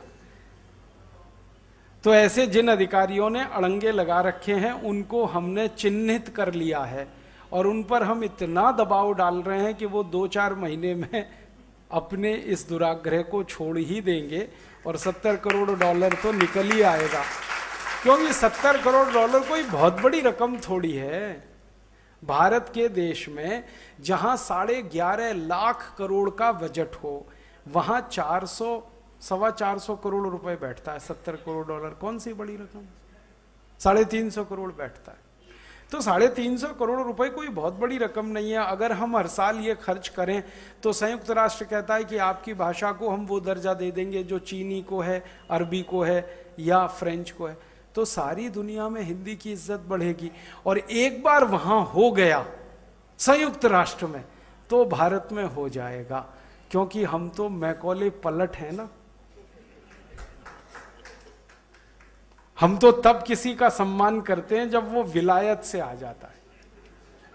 हाँ, योग जब विलायत से योगा होके आया तब हमने जो है ना सम्मान करना शुरू किया। ऐसे थोड़ी करते योग का सम्मान। तो हिंदी पहले संयुक्त राष्ट्र में स्थापित होगी तब भारत सरकार मानेगी इसको कि अब तो संयुक्त राष्ट्र में हो ही गई है, तो शर्म से डूब मरना, तो इसलिए हिंदी को फिर भारत में वो स्थापित करेंगे। तो हम कोशिश कर रहे हैं कि संयुक्त राष्ट्र में जल्दी से जल्दी हिंदी को जो दर्जा देने की बात वो कह रहे हैं वो मिल जाए। संयुक्त राष्ट्र के कुछ लोगों से हमारी चर्चा हो रही पिछले कुछ 6-8 महीने से, तो उनसे मैंने पूछा कि आखिर आपको हिंदी में क्या विशेषता दिख रही है जो आप ये चाहते हैं कि संयुक्त राष्ट्र की भाषा हो। तो उन्होंने कहा, अरे हिंदी में तो उतना ही दम है जितना चीनी भाषा में। वो कहते हैं हिंदी में उससे ज्यादा दम है जितना फ्रेंच में। वो कहते हैं हिंदी में तो और भाषाओं से ज्यादा दम है। वो कहते हैं फ्रेंच तो इतनी बोली और पढ़ी नहीं जाती पूरी दुनिया में, उससे ज्यादा तो हिंदी बोली और पढ़ी जाती। तो वो मानते हैं कि हिंदी में दम है, और उसका कारण वो मानते हैं कि हिंदी का संस्कृत से जुड़ाव। वो कहते हैं ये जो संस्कृत से आपका जुड़ाव है ये आपकी ताकत है। तो संयुक्त राष्ट्र ने अब ये मान लिया और दुनिया भी धीरे धीरे मान रही है।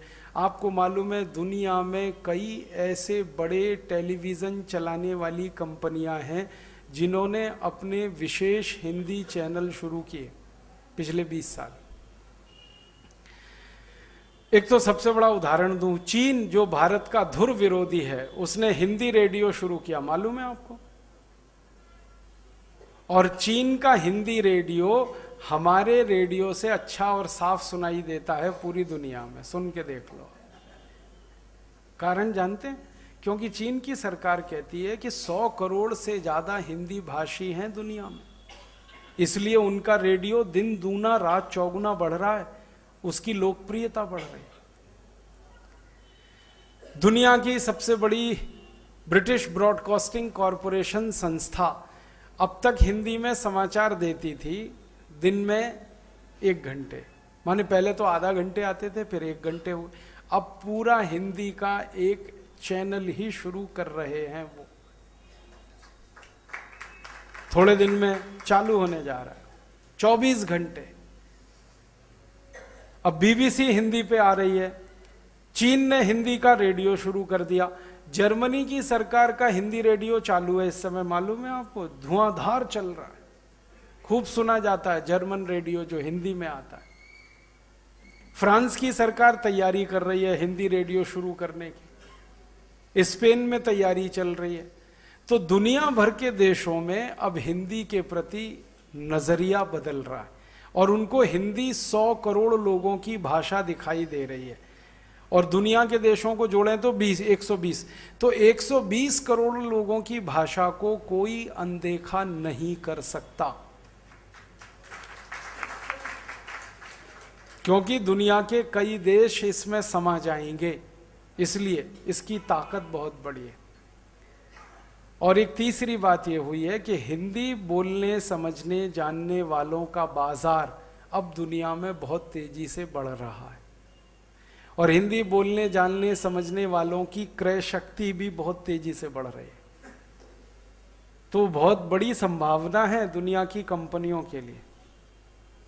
तो बड़ी बड़ी कंपनियों ने अपने विज्ञापन हिंदी में शुरू कर दिए।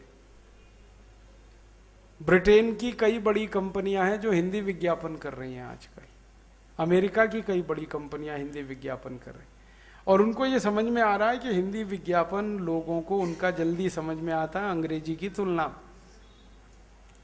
तो कंपनियों को हिंदी की ताकत पता चल गई है, सरकारों को दुनिया में हिंदी की ताकत पता चल गई है, अर्थव्यवस्थाओं में जो हर समय काम में लगे रहने वाले अर्थशास्त्री हैं उनको हिंदी की ताकत का अंदाजा हो गया है। दुनिया के अर्थशास्त्री कह रहे हैं कि खाली हिंदी भाषा के आधार पर भारत का आर्थिक मूल्यांकन किया जाए तो भारत 450 से 500 लाख करोड़ रुपए वाला देश है, ये अर्थशास्त्री अब मान रहे हैं। तो अर्थशास्त्र की भाषा में हिंदी मजबूत हो रही है, दुनिया के सरकारों की नजरों में हिंदी मजबूत हो रही है, संयुक्त राष्ट्र में हिंदी मजबूत हो रही है। क्यों? क्योंकि हिंदी बोलने वालों की संख्या धीरे धीरे लगातार बढ़ रही है। बस आपसे मेरा इतना ही निवेदन है कि ये दुनिया में जब हिंदी समर्थक और हिंदी सहयोगी बढ़ रहे हैं तो आप थोड़ा हिंदी का ज्यादा सम्मान और ज्यादा इज्जत करना शुरू कर दो तो ये सब काम पक्का हो जाएगा। ये नहीं होना चाहिए कि दिया तले अंधेरा। दुनिया भर में हिंदी सीखने समझने वालों की संख्या बढ़े, सरकारें करोड़ों डॉलर का बजट उस पर लगाएं। जर्मनी की सरकार ने तो विशेष संस्थान बनाना शुरू कर दिया, अरबों डॉलर का बजट है कि जो हिंदी सीखे और सिखाएं, संस्कृत सीखें और सिखाएं। और यहाँ जब हैदराबाद आऊं तो एयरपोर्ट से लेकर शहर तक हर जगह पढ़ने को मिलता है 15 दिन में अंग्रेजी सीखिए, 30 दिन में अंग्रेजी सीखिए। शर्म आती है। यहां बोर्ड मिलने चाहिए 30 दिन में तेलुगु सीखिए या 2 महीने में तेलुगु सीखिए या 4 महीने में और अच्छी तेलुगु सीखिए, संस्कृत निष्ठ तेलुगु सीखिए, साहित्यिक तेलुगु सीखिए, ऐसे बोर्ड लगे हों यहां। या हिंदी सीखिए। ये अंग्रेजी सिखाने वाले कहां से पैदा हो गए हैदराबाद में? यही है मैकॉले की आत्माएं।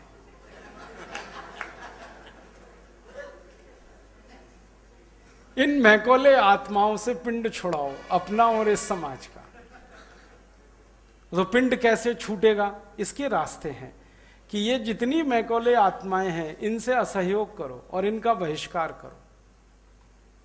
इनको अपने किसी सम्मान समारोह में मत बुलाओ और इनका कोई सम्मान मत करो और इनसे कोई रिश्ता मत रखो। आपके घर में शादी है, अपने घर का निमंत्रण उनको मत दे के आओ जो मैकोले मानस पुत्र, मत बुलाओ उनको अपने घर, और उनके घर आप मत जाओ।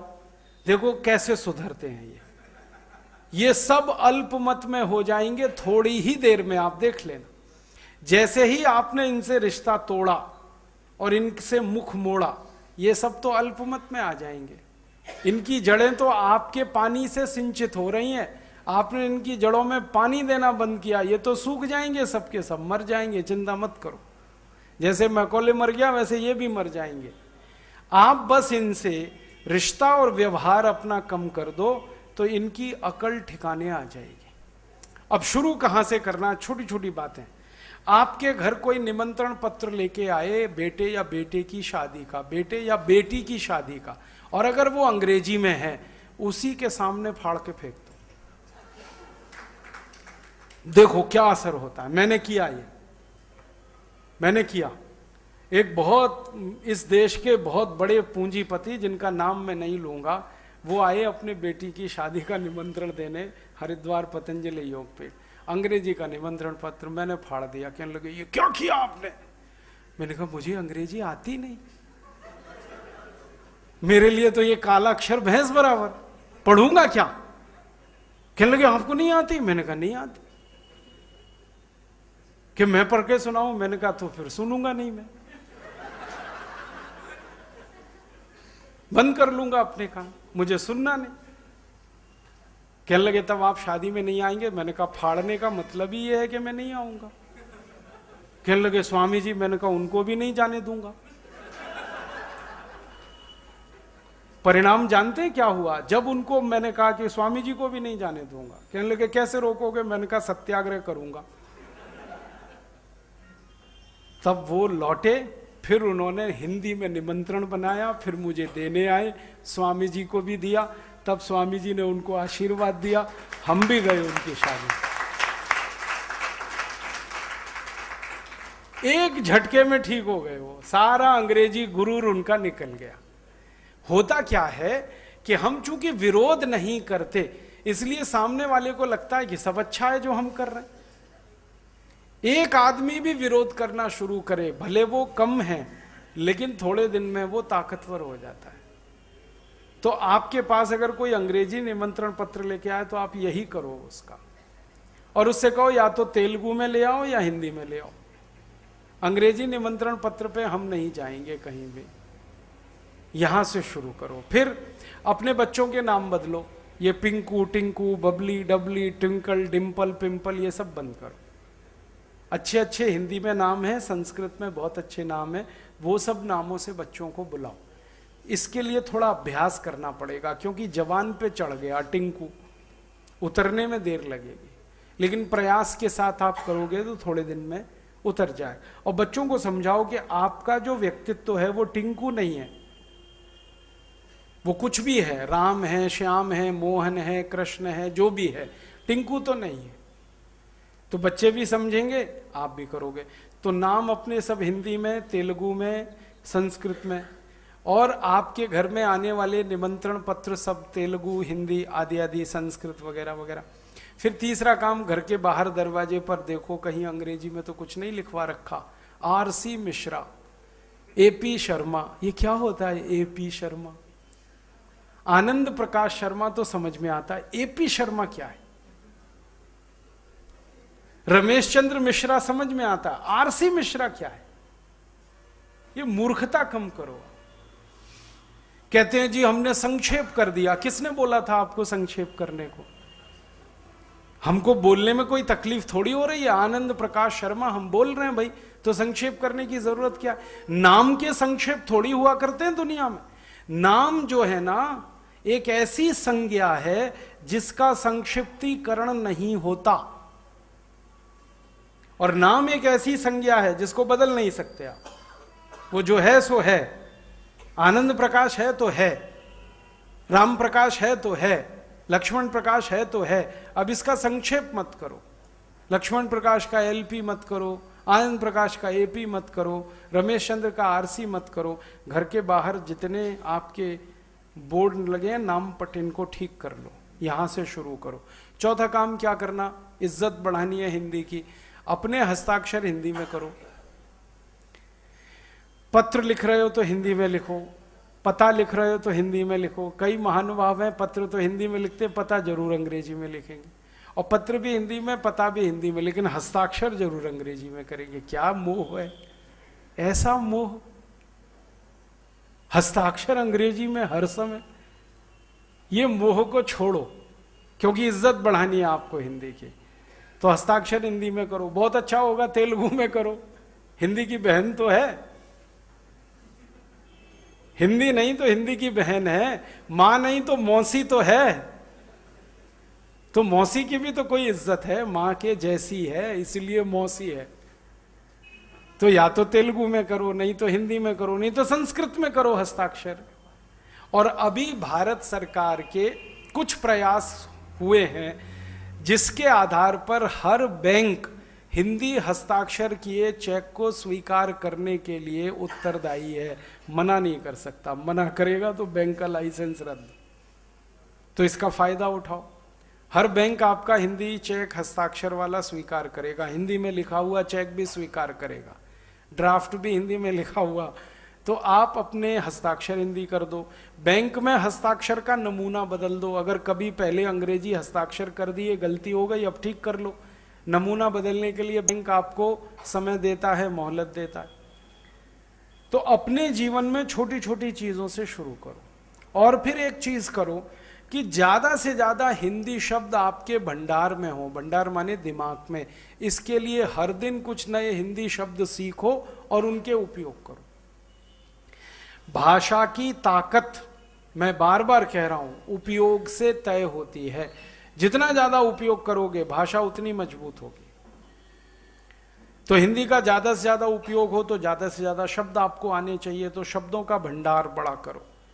हम कभी ईमानदारी से ये लिखें कि हमें कितने हिंदी शब्द मालूम है, तो शायद 500 से 1000 में सबकी गिनती खत्म हो जाएगी, जबकि शब्दों की संख्या 80 लाख से ज्यादा है। तो सीखो नए नए हिंदी शब्द, और उसको सीखने के लिए आप पुस्तकों का सहारा लो। देखो, शब्द नए सीखना तो सबसे अच्छा तरीका है पुस्तकें पढ़ना। पुस्तकें ज्यादा से ज्यादा हिंदी की पढ़ो तो नए नए शब्द आपके भंडार में आते ही जाएंगे, आते ही जाएंगे। जो पुस्तकें आपको पसंद हैं, जैसे किसी को कहानी की पुस्तकें पसंद हैं वो पढ़ो, किसी को कविता वाली तो वो पढ़ो, किसी को उपन्यास पसंद है वो पढ़ो, किसी को आर्थिक विषय की पुस्तकें पसंद हैं वो पढ़ो, हिस्ट्री माने इतिहास की तो वो पढ़ो। पुस्तकें ज्यादा से ज्यादा पढ़ोगे, शब्द भंडार बढ़ता ही जाएगा। और जितने ज्यादा शब्द आपके पास होंगे उतनी ज्यादा मजबूती भाषा की आप में होगी, और आप फिर उसका ज्यादा सम्मान करेंगे, और फिर दूसरा आपसे ज्यादा सम्मान करेगा उसका। और एक दो छोटे छोटे काम आप कर सको अपने जीवन में तो बहुत अच्छा है। कि आपने कोई प्रतिष्ठान बनाया, माने कोई आपका व्यापारिक केंद्र है, प्रतिष्ठान है, कोशिश करो कि उसके नाम भी हिंदी में आ जाए, जितना ज्यादा से ज्यादा संभव है, नहीं तो तेलुगु में आ जाए।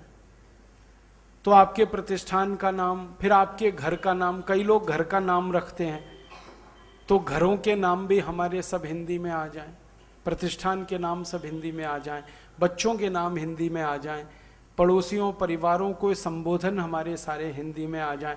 इसमें बिल्कुल शर्म मत महसूस करो कि अंकल की जगह किसी को भी चाचा कहो, काका कहो, कोई शर्म की बात नहीं। काका बहुत सम्मानजनक शब्द है, चाचा बहुत सम्मानजनक शब्द। ताऊ कहो, मामा कहो, मौसा कहो, जो कहना है कहो।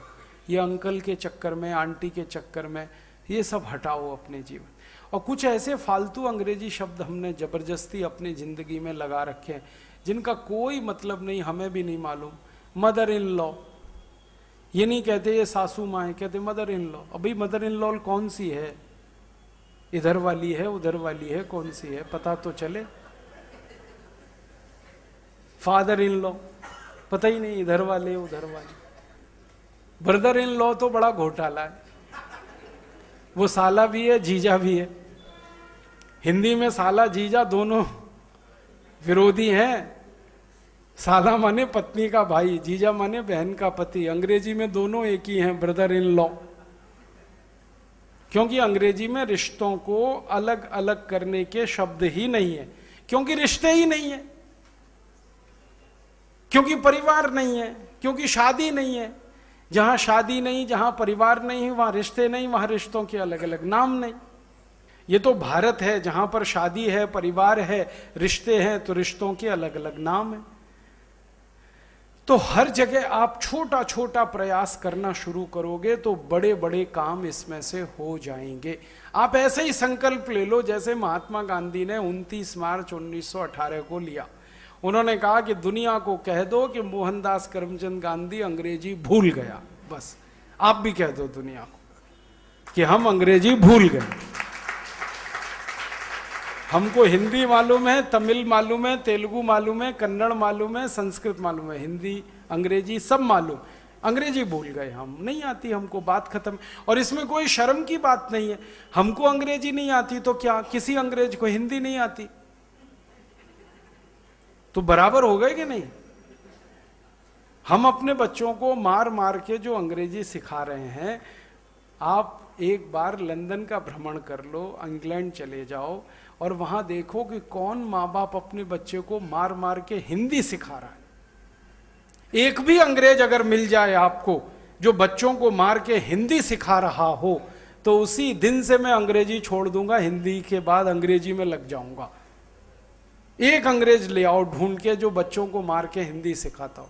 जब अंग्रेज अपने बच्चों को मार के हिंदी नहीं सिखा रहे, तो आप अपने बच्चों को अंग्रेजी क्यों सिखा रहे हो मार मार के? तो आप फिर वही गलतफहमी के शिकार, अंग्रेजी अंतर्राष्ट्रीय भाषा है। बिल्कुल नहीं है। दुनिया में 200 देश हैं, उनमें से सिर्फ 11 देशों में ही अंग्रेजी है, और वो भी इंग्लैंड के गुलाम थे इसलिए अंग्रेजी है। ऑस्ट्रेलिया, न्यूजीलैंड, कनाडा, ब्रिटेन, फिर भारत, बांग्लादेश, पाकिस्तान, ये तो सब एक ही है ना। ऐसे 11 देशों में, वेस्ट इंडीज में अंग्रेजी है। तो जहां अंग्रेज थे, अफ्रीका में अंग्रेजी है, बाकी कहीं नहीं है। फ्रांस में फ्रेंच है, जर्मनी में जर्मन है, स्वीडन में स्वीडिश है, और आप डेनमार्क में जाओ तो डेनिश है। सबसे छोटा देश डेनमार्क, वहां भी डेनिश है। सबसे छोटी भाषा है दुनिया की। 70 लाख लोगों का देश है डेनमार्क, अपनी भाषा नहीं छोड़ी उन्होंने। डेनमार्क में आप जाएंगे तो हर इंजीनियरिंग कॉलेज की पढ़ाई डेनिश में कराते हैं, मेडिकल कॉलेज की पढ़ाई डेनिश में कराते हैं। वो 70 लाख का देश मुश्किल से। वो कहते हैं भाषा अगर हमने छोड़ी तो सब छूट जाएगा हमारा। तो उनका आग्रह अगर इतना प्रबल है कि 70 लाख की आबादी वाले देश के लोग डेनिश में सब कर रहे हैं, तो 120 करोड़ की आबादी वालों को तो और ज्यादा गर्व होना चाहिए। तो आप मत छोड़ो इस हिंदी को। रोज की बोलचाल में हिंदी, सामान्य व्यवहार में हिंदी, खास व्यवहार में भी हिंदी। खास व्यवहार माने आप शोध प्रबंध लिख रहे हैं, कोई बहुत बड़े मूल चिंतन के विषय पर काम कर रहे हैं, वहां भी आग्रह रखो हिंदी का। और एक छोटी सी आखिरी बात कि हिंदी का प्रयोग करते समय आप जितना ये ध्यान रखोगे कि सरल शब्द और छोटे वाक्य, सरल शब्द छोटे वाक्य जितना आप ज्यादा से ज्यादा उपयोग में लाओगे, बोलना है, लिखना है, कहना है, उतनी ही हिंदी की लोकप्रियता बढ़ती जाएगी। ये हिंदी का कुछ नुकसान हमारे ऐसे मित्रों ने भी किया है जो क्लिष्ट क्लिष्ट शब्दों का इस्तेमाल करते हैं, जबरदस्ती फालतू का अहंकार मन में पाल रखा है। भारी शब्द होना चाहिए, सामने वाले के समझ में ना आए, करोगे क्या उस भारी शब्द का? कई बार अपने समझ में नहीं आता, तो ये भगवान के लिए मत करो।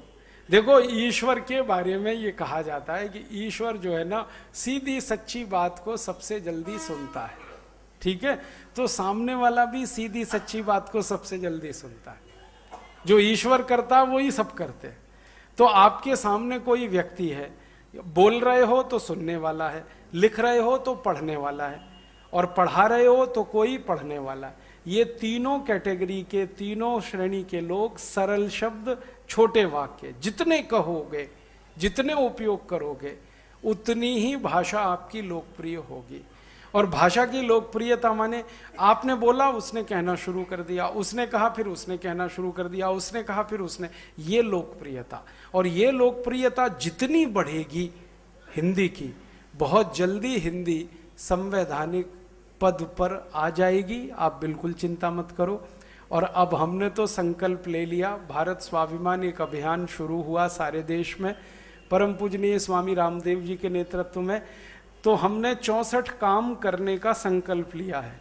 उसमें से एक काम है कि भारत की पूरी शिक्षा व्यवस्था में से अंग्रेजी को निकाल बाहर करेंगे, और हर शिक्षा के पाठ्यक्रम में मातृभाषा होगी या राष्ट्रभाषा हो, ये हमारा संकल्प है। हम तो करने ही वाले हैं, और 4-5 साल बाद ये होने वाला है। तो 4-5 साल बाद जब ये हो जाएगा, उसके लिए मैं आपको अभी से तैयार कर रहा हूं, नहीं तो अचानक से हुआ तो आप ही बौखला जाओगे। अगर हमने आज ही सारे देश में ये कर दिया कि अंग्रेजी भाषा को पाठ्यक्रम से निकाल दिया, तो आप जैसे माता पिता ही हमारे खिलाफ खड़े हो जाएंगे, हमारे बच्चे को पीछे करना चाहते हैं, आगे नहीं लाने देना चाहते हैं। तो आपकी मानसिकता 4 साल में तैयार हो जाए, इसलिए मैंने कहा कि आप हिंदी का जितना उपयोग करेंगे, जितना उसका प्रयोग करेंगे, उतना उसकी स्वीकार्यता बढ़ेगी, उतनी उसकी लोकप्रियता बढ़ेगी। और भाषा की ताकत है ज़्यादा से ज़्यादा लोगों के द्वारा उसका उपयोग किया जाना। तो आप अपने जीवन से इसको शुरू करें। फिर आपके जो प्रतिनिधि हैं ना, उनसे पूछें, जिनको आप वोट देते हैं, संसद में भेजते हैं, उनसे पूछना शुरू कर दो कि भैया 1950 में आपने तय किया था कि 15 साल बाद अंग्रेजी हट जाएगी, हिंदी आ जाएगी, तो ये 15 साल कब पूरे हो रहे हैं? 1950 हो गया, 65 में 15 साल हो गए, फिर अभी कितने साल हो गए, कब तक करोगे? और बता दो कि हम नहीं करेंगे तो फिर हम किसी को दूसरे को चुन लेंगे जो करेगा। जरूरी है तुम्हारे ही ठेका ले रखा है कि तुमको ही चुन के भेजें वहां संसद में? या तो तुम बताओ कि कितने दिन में करोगे, नहीं तो तुम हट जाओ, दूसरा कोई आएगा वो करेगा। अब ये नहीं है कि 15 साल की जगह 60 साल हम इंतजार करते रहे, 70 साल इंतजार करते रहे। तो हमने तो नेताओं से खरी खरी सुनाना शुरू कर दिया, और नेताओं से ये कहना शुरू किया कि जब तुम वोट मांगने हिंदी में जा सकते हो तो संसद में हिंदी में बात क्यों नहीं करते?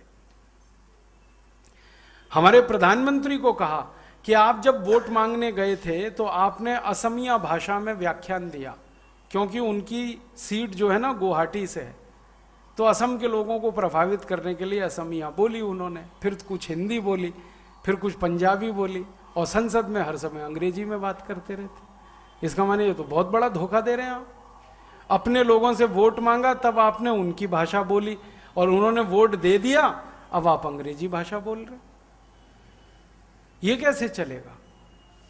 हमने प्रतिपक्ष नेता को भी कहा, श्री लाल कृष्ण आडवाणी को, आप अंग्रेजी में व्याख्यान क्यों देते हैं भाई? जब आप हिंदी में वोट मांग सकते हैं तो संसद में अंग्रेजी में क्यों बोल रहे? तो अभी इनकी खिंचाई करनी पड़ेगी सबकी। आप इनसे सवाल पूछते जाओ, इनके पास जवाब नहीं हो तो ये खुद ही जगह छोड़ेंगे, और वो जगह ऐसे लोगों द्वारा भरी जाएगी जो हिंदी की बात करेंगे, राष्ट्रभाषा की बात करेंगे, मातृभाषा की बात करेंगे। तो संसद में भी बदलाव करना है, हमारी न्यायपालिका में हमें बदलाव करना है कि कोई भी मुकदमे का फैसला उस भाषा में होना चाहिए जिसमें वादी और प्रतिवादी समझ सके। अगर वादी प्रतिवादी तेलुगु वाला है तो फैसला तेलुगु में आना चाहिए, और कोई जज ये कहता है मुझे तेलुगु नहीं आती, तो उसको तेलुगु सीखनी पड़ेगी, नहीं सीखेगा तो नौकरी छोड़नी पड़ेगी। ये नहीं हो सकता कि वो अंग्रेजी में फैसला देकर और भारत के तेलुगु लोगों के पैसे पर अपनी तनख्वाह बनाता रहे और फैसले अंग्रेजी में देता रहे। ये तो अपमान है करोड़ों लोगों का। तो भारत की न्याय व्यवस्था को यह समझाना है कि फैसले उसी भाषा में आने चाहिए जिसमें लोग समझते हैं, और बहस भी उसी भाषा में होनी चाहिए जिसमें लोग समझते हैं। तो न्याय व्यवस्था से अंग्रेजी हटानी है, पाठ्यक्रम शिक्षा से अंग्रेजी हटानी है, हमारे वैज्ञानिक प्रयोगशालाओं से अंग्रेजी हमें हटानी है, हमारी कृषि व्यवस्था और अर्थव्यवस्था में से अंग्रेजी हमको हटानी, हर जगह से अंग्रेजी हटानी है। तो आप बोलोगे अंग्रेजी जाएगी कहाँ? अंग्रेजी जाएगी पुस्तकालय में, बस और कहीं नहीं। सब समाज के अलग अलग अंगों से अंग्रेजी को हटाकर रखना है पुस्तकालय में। जिसको पढ़ना है वो पुस्तकालय जाए, पढ़े और अपना काम चलाए। समाज में अंग्रेजी नहीं होगी, संसद में नहीं होगी, न्यायालय में नहीं होगी, हमारे विज्ञान प्रयोगशालाओं में नहीं होगी, सरकारी दफ्तरों में नहीं होगी, कामकाज के स्थान पर नहीं होगी। अंग्रेजी होगी पुस्तकालय में। जैसे बहुत सारी चीजें होती हैं ना अलग अलग जगह, तो वैसे ही इसकी जगह पुस्तकालय या अंग्रेजी होगी। इंग्लैंड में 2 ही जगह हैं, या तो हमारे पुस्तकालय में रहेगी, आप जाओ पढ़ लो, जिसको सीखना है समझ लो, और अगर उपयोग करना है कर लो। भाषा के स्तर पर हमारी उससे दुश्मनी नहीं है, लेकिन वो हमारे व्यवहार में नहीं होगी। व्यवहार में हमारी मातृभाषा राष्ट्र। ये 2 बड़े संकल्प हमने कर लिए भारत स्वाभिमान की तरफ से, और इन संकल्पों को पूरा करने के लिए 10 करोड़ लोगों का संगठन बना रहे हैं, और बहुत तेजी से हमारा संगठन बढ़ रहा है। आपको खुशी होगी, 1.5 साल हुआ ये संगठन बने, 680 जिलों में हमारी शाखाएं खुल गई। 2,50,000 हमारे पास इस समय पदाधिकारी और योग शिक्षक हैं जो निस्वार्थ काम कर रहे हैं। 11 लाख अगले 2 साल में आने की तैयारी में लगे हुए हैं। 50 लाख हमारे सामान्य सदस्य बन चुके हैं। हर दिन 10 से 15,000 लोग इसके सदस्य बन रहे हैं। 10 साल का लक्ष्य है कि 10 करोड़ सदस्य हो जाएंगे, और जिस दिन ये 10 करोड़ सदस्य हो जाएंगे उस दिन हम सब कर पाएंगे।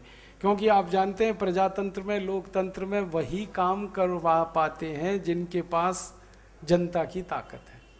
अच्छा हो या बुरा कोई भी काम, तो हमें जनता की ताकत इकट्ठी करके ये करवा लेना है।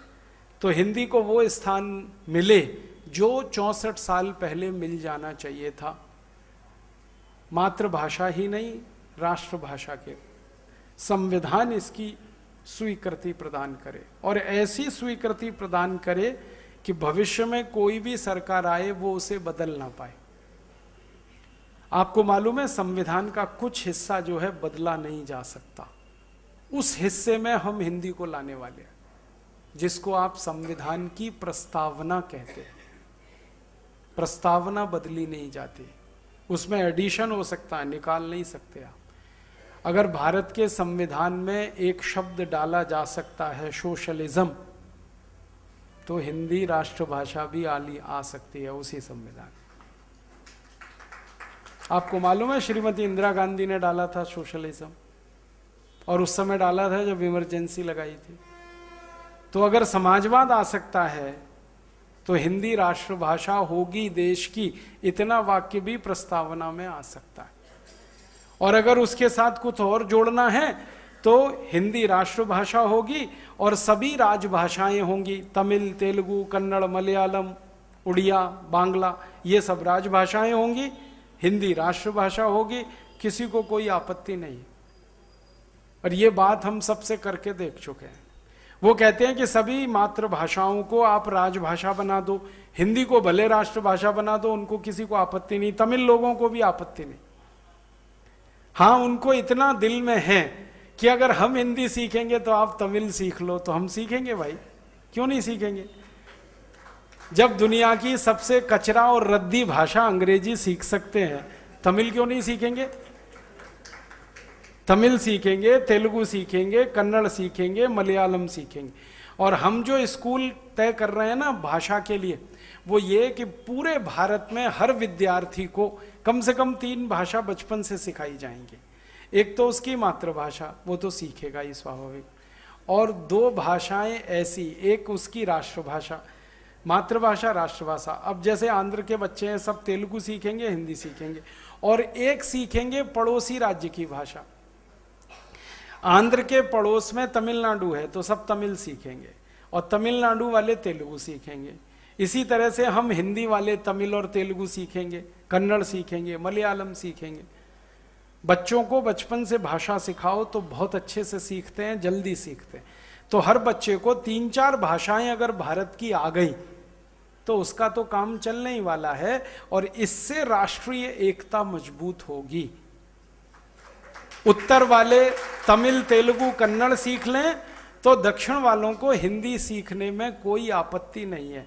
तो पहल हम करेंगे उत्तर भारतवासी, उत्तर वाले कि हम सीखेंगे तमिल, तेलुगु, कन्नड़, मलयालम, तो फिर यहां कैसे मना करेंगे हिंदी को सीखने? ये तो गड़बड़ी ये हुई कि हम तमिल, तेलुगु, कन्नड़ तो सीखते नहीं, अंग्रेजी सीख लेते। अपने राज्य की भाषा अपने राष्ट्र की आती नहीं, दुनिया में 20,000 मील दूर की भाषा आती है, करें क्या उसका? जीवन में उपयोगी नहीं। तो भाषा के स्तर पर, और धीरे धीरे हमारी कोशिश ये है कि सभी भाषाएं भारत की हैं और भारत इन्हीं से बना है, तो भारत की राष्ट्रीय एकता भी इसी में से निकलेगी। तो ऐसा हमारा प्रयास है। आप सब लोग इसमें थोड़ा सहयोग करेंगे तो ये जरूर होने वाला है, नहीं करेंगे तो भी होने वाला है। अंतिम बात कह के खत्म करूंगा, क्यों होने वाला है, ध्यान से सुनिए। भारत में जब भी कोई काम किसी सन्यासी ने शुरू किया है तो वो पूरा ही हुआ है।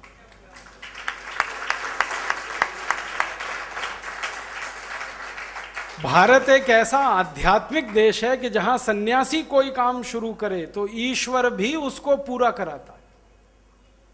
3 उदाहरण देता हूं। हमारे देश में उस दौर में जब अंग्रेजों का साम्राज्य सारा छाया हुआ था, तब एक सन्यासी परम पूजनीय स्वामी दयानंद सरस्वती ने प्रयास किया देश की आजादी के लिए, स्वतंत्रता के लिए।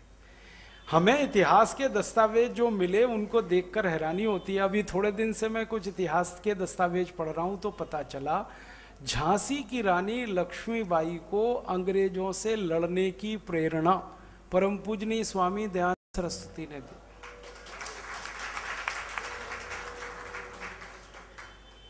झांसी की रानी लक्ष्मीबाई तो हार के, निराश होके, उदास होके बैठ गई थी, महल से बाहर चली गई।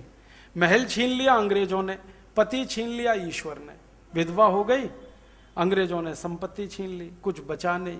तो एक बहुत छोटे से घर में झांसी के बाहर उसने विधवा का जीवन बिताना शुरू किया। उस समय परम पूजनीय स्वामी दयानंद सरस्वती की प्रेरणा उसको हुई और उसने तलवार उठाई, और वही प्रेरणा फिर तात्या टोपे को हुई, उन्होंने तलवार उठाई। नाना साहब पेशवा को हुई, वासुदेव बलवंत फड़के को हुई, और ऐसे 7,32,780 क्रांतिकारियों को एक ही तरह की प्रेरणा हो गई।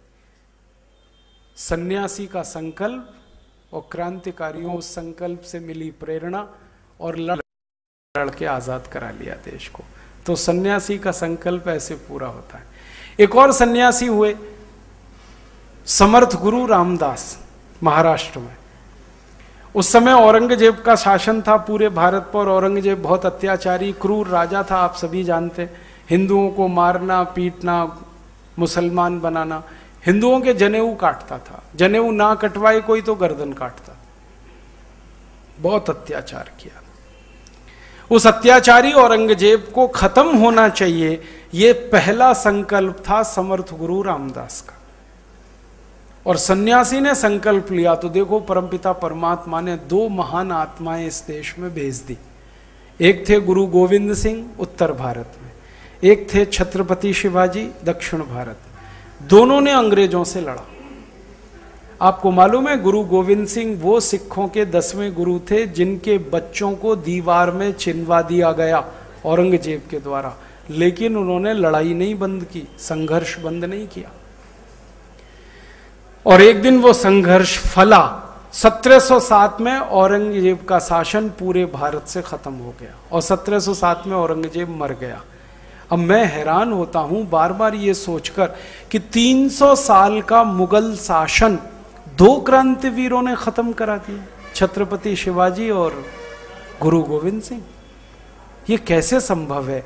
ये परमपिता परमात्मा की कृपा हो तो संभव है। और ये परमपिता परमात्मा की कृपा कैसे हुई? एक सन्यासी का संकल्प था, इसलिए। एक और सन्यासी हुए हमारे देश में, स्वामी रामानंद तीर्थ। आपको मालूम है हैदराबाद आजाद कराने का संकल्प उन्हीं का था सबसे पहला, क्योंकि निजाम तो बोलता था कि मैं तो पाकिस्तान लेके जाऊंगा इसको। जूनागढ़ का नवाब कहता था मैं भी पाकिस्तान जाऊंगा अपने राज्य को लेकर। गोवा गुलाम था पुर्तगालियों का, जूनागढ़ हैदराबाद गुलाम था अपने अपने नवाबों का। उस समय स्वामी रामानंद तीर्थ ने संकल्प लिया कि भारत अगर आजाद है तो भारत की इंच इंच जमीन आजाद होनी चाहिए। अब देखो स्वामी रामानंद तीर्थ ने संकल्प लिया, भगवान ने सरदार वल्लभ भाई पटेल को देश का गृह मंत्री बना दिया। वो भगवान की कुछ लीला थी, वरना उनको तो प्रधानमंत्री बनना था इस देश का, लेकिन बन गए वो गृह मंत्री। गृह मंत्री बनते ही उन्होंने जो प्रयास किए, जूनागढ़, हैदराबाद, गोवा, ट्रावनकोर, भोपाल, ऐसी 565 रियासतें भारत में मिली और भारत सच में आजाद हुआ। मेरा कहना है कि जब जब सन्यासी संकल्प करते हैं ऐसा होता है। अब एक सन्यासी है स्वामी रामदेव जी, उन्होंने संकल्प ले रखा है कि भारत में स्वदेशीकरण होना चाहिए, भारतीयता होनी चाहिए, अंग्रेजी हटनी चाहिए, अंग्रेजों के कानून हटने चाहिए, भ्रष्टाचार खत्म होना चाहिए, गरीबी भुखमरी बेकारी खत्म होनी चाहिए, बीमारियां खत्म होनी चाहिए। ऐसे उन्होंने संकल्प ले रखा। 1857 में हम परम पूजनीय स्वामी दयानंद जी के साथ थे, अब स्वामी रामदेव जी के साथ हैं। दोनों एक ही परंपरा के सन्यासी, और सन्यासी का संकल्प भारत में हमेशा पूरा हुआ है, तो ये भी पूरा होगा। इसलिए मैंने कहा आप सहयोग करें तो अच्छा है, नहीं करेंगे तो भी होगा। और जब हो जाएगा तब आपको अफसोस होगा, अरे हमने क्यों नहीं इसमें सहयोग किया। तो अफसोस ना करना पड़े 4 साल बाद, इसलिए आप इसमें सहयोग करें। ये काम तो होने वाला है। और कई बार मैं ये सोचता हूं कि ये शायद ईश्वर की योजना है, हम तो निमित्त मात्र हैं। ईश्वर चाहता है कि अब भारत का भला हो, अच्छा हो, क्योंकि बहुत बुरा हो चुका है अब तक। हर देश के इतिहास में एक दौर ऐसा आता है कि जब वो देश बिल्कुल नीचे गिर जाता है, फिर इतिहास में चक्र घूमता है, फिर वो देश ऊपर उठता है। तो अब ऐसा समय आया कि भारत को ऊपर उठना है, तो ईश्वर ने ये योजना बनाई, एक सन्यासी को भेज दिया, अब हम सबको इकट्ठा कर दिया उसके साथ। और अच्छी बात ये हो रही है कि वो सन्यासी के साथ और भी बहुत सारे सन्यासी इकट्ठे हो रहे हैं। ये भारत स्वाभिमान अभियान में पता है इस समय परम पूजनीय स्वामी रामदेव जी तो मुख्य सेनापति हैं, 70 और सन्यासी इसमें जुड़ चुके हैं, ये मालूम है आपको। परम पूजनीय स्वामी सत्यमित्रानंद गिरी, भारत माता मंदिर वाले, वो इसमें जुड़ चुके हैं। परम पूजनीय स्वामी अवधेशानंद गिरी, महामंडलेश्वर, वो इसमें जुड़ चुके। परम पूजनीय स्वामी गोविंद देवगिरी, वो इसमें जुड़ चुके। परम पूजनीय स्वामी जयेंद्र सरस्वती, कामकोटि कांचीपुरम, वो इसमें जुड़ चुके। परम पूजनीय मुरारी बापू, वो इसमें जुड़ चुके। परम पूजनीय सुधांशु जी महाराज, वो इसमें जुड़ चुके। परम पूजनीय प्रणव पंड्या, गायत्री परिवार, वो इसमें जुड़ चुके। 70 ऐसे बड़े बड़े संत तो जुड़ चुके हैं। शायद अगले 4 साल में 100-150 और जुड़ेंगे। और एक दिन मैंने सोचा कि ये सारे संत अगर देश में घूम गए तो क्या मुश्किल है।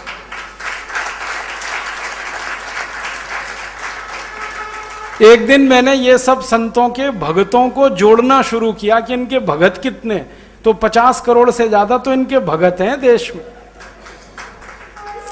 अगर ये सारे संत एक स्वर से एक बात कह देंगे तो 50 करोड़ लोगों के लिए तो पत्थर की लकीर है वो। तो मुश्किल क्या है, जिस देश के 50 करोड़ लोग एक तरफ हो जाए वहां तो कुछ भी संभव है।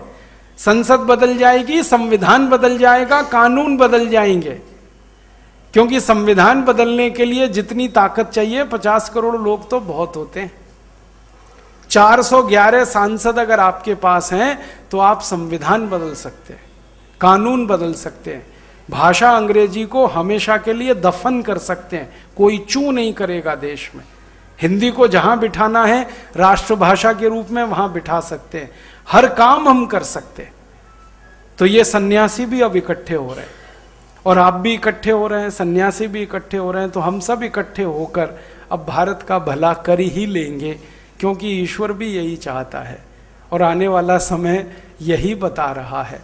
क्योंकि शुरू हुआ है सारी दुनिया में एक खेल जो ईश्वर का किया हुआ है, मुझे तो ऐसा लगता है। जिस अमेरिका ने हमारी गुलामी को पक्का किया था, विंस्टन चर्चिल और क्लेमेंट एटली को पत्र लिखे कि भारत को वेस्टर्न ऑर्बिट में ही रखना है, वो अमेरिका अब धीरे धीरे नीचे आ रहा है। अमेरिका की अर्थव्यवस्था, अमेरिका की राजनीति, अमेरिका की प्रशासनिक व्यवस्था सब धीरे धीरे कमजोरी की तरफ बढ़ रही है। अमेरिका देश पूरा का पूरा कमजोर हो रहा है। उनके लोगों का जो हेकड़ी और अहंकार था वो सब निकल रहा है धीरे धीरे। और आज अमेरिका जैसे देश को भारत की चिरौरी करनी पड़ रही है न्यूक्लियर बिल पास कराने के लिए कि हमारी कंपनियों को भारत में आने दो, नहीं तो हम भूखे मरने वाले। तो अब अमेरिका नीचे आएगा तो यूरोप और नीचे आएगा। यूरोप के कई देश दिवालिया हो चुके हैं, आपको मालूम है। उन्होंने ऊपर से ढपोर शंखी अपना आवरण ओढ़ रखा है, अंदर से सब दिवालिया। ब्रिटेन दिवालिया हो चुका है, ग्रीस पूरा दिवालिया हो चुका है, स्पेन की हालत बहुत खराब है, पुर्तगाल और बुरी हालत में है। 23 देश यूरोप के लगभग दिवालिया हो चुके हैं, अमेरिका लगभग दिवालिया है।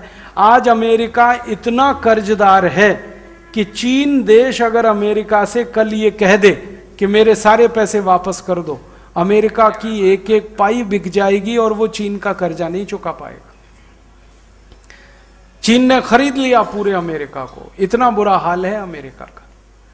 तो अमेरिका जाएगा नीचे, यूरोप जाएगा नीचे, तो पक्की बात है भारत आएगा ऊपर, क्योंकि एक पूरब है एक पश्चिम है। पश्चिम नीचे आएगा तो पूरब ऊपर आएगा। और पहले भी ऐसा ही था, एक जमाने में पूरब ऊपर था तो ये पश्चिम बिल्कुल गर्त में था। अब फिर वही चक्र चल रहा है।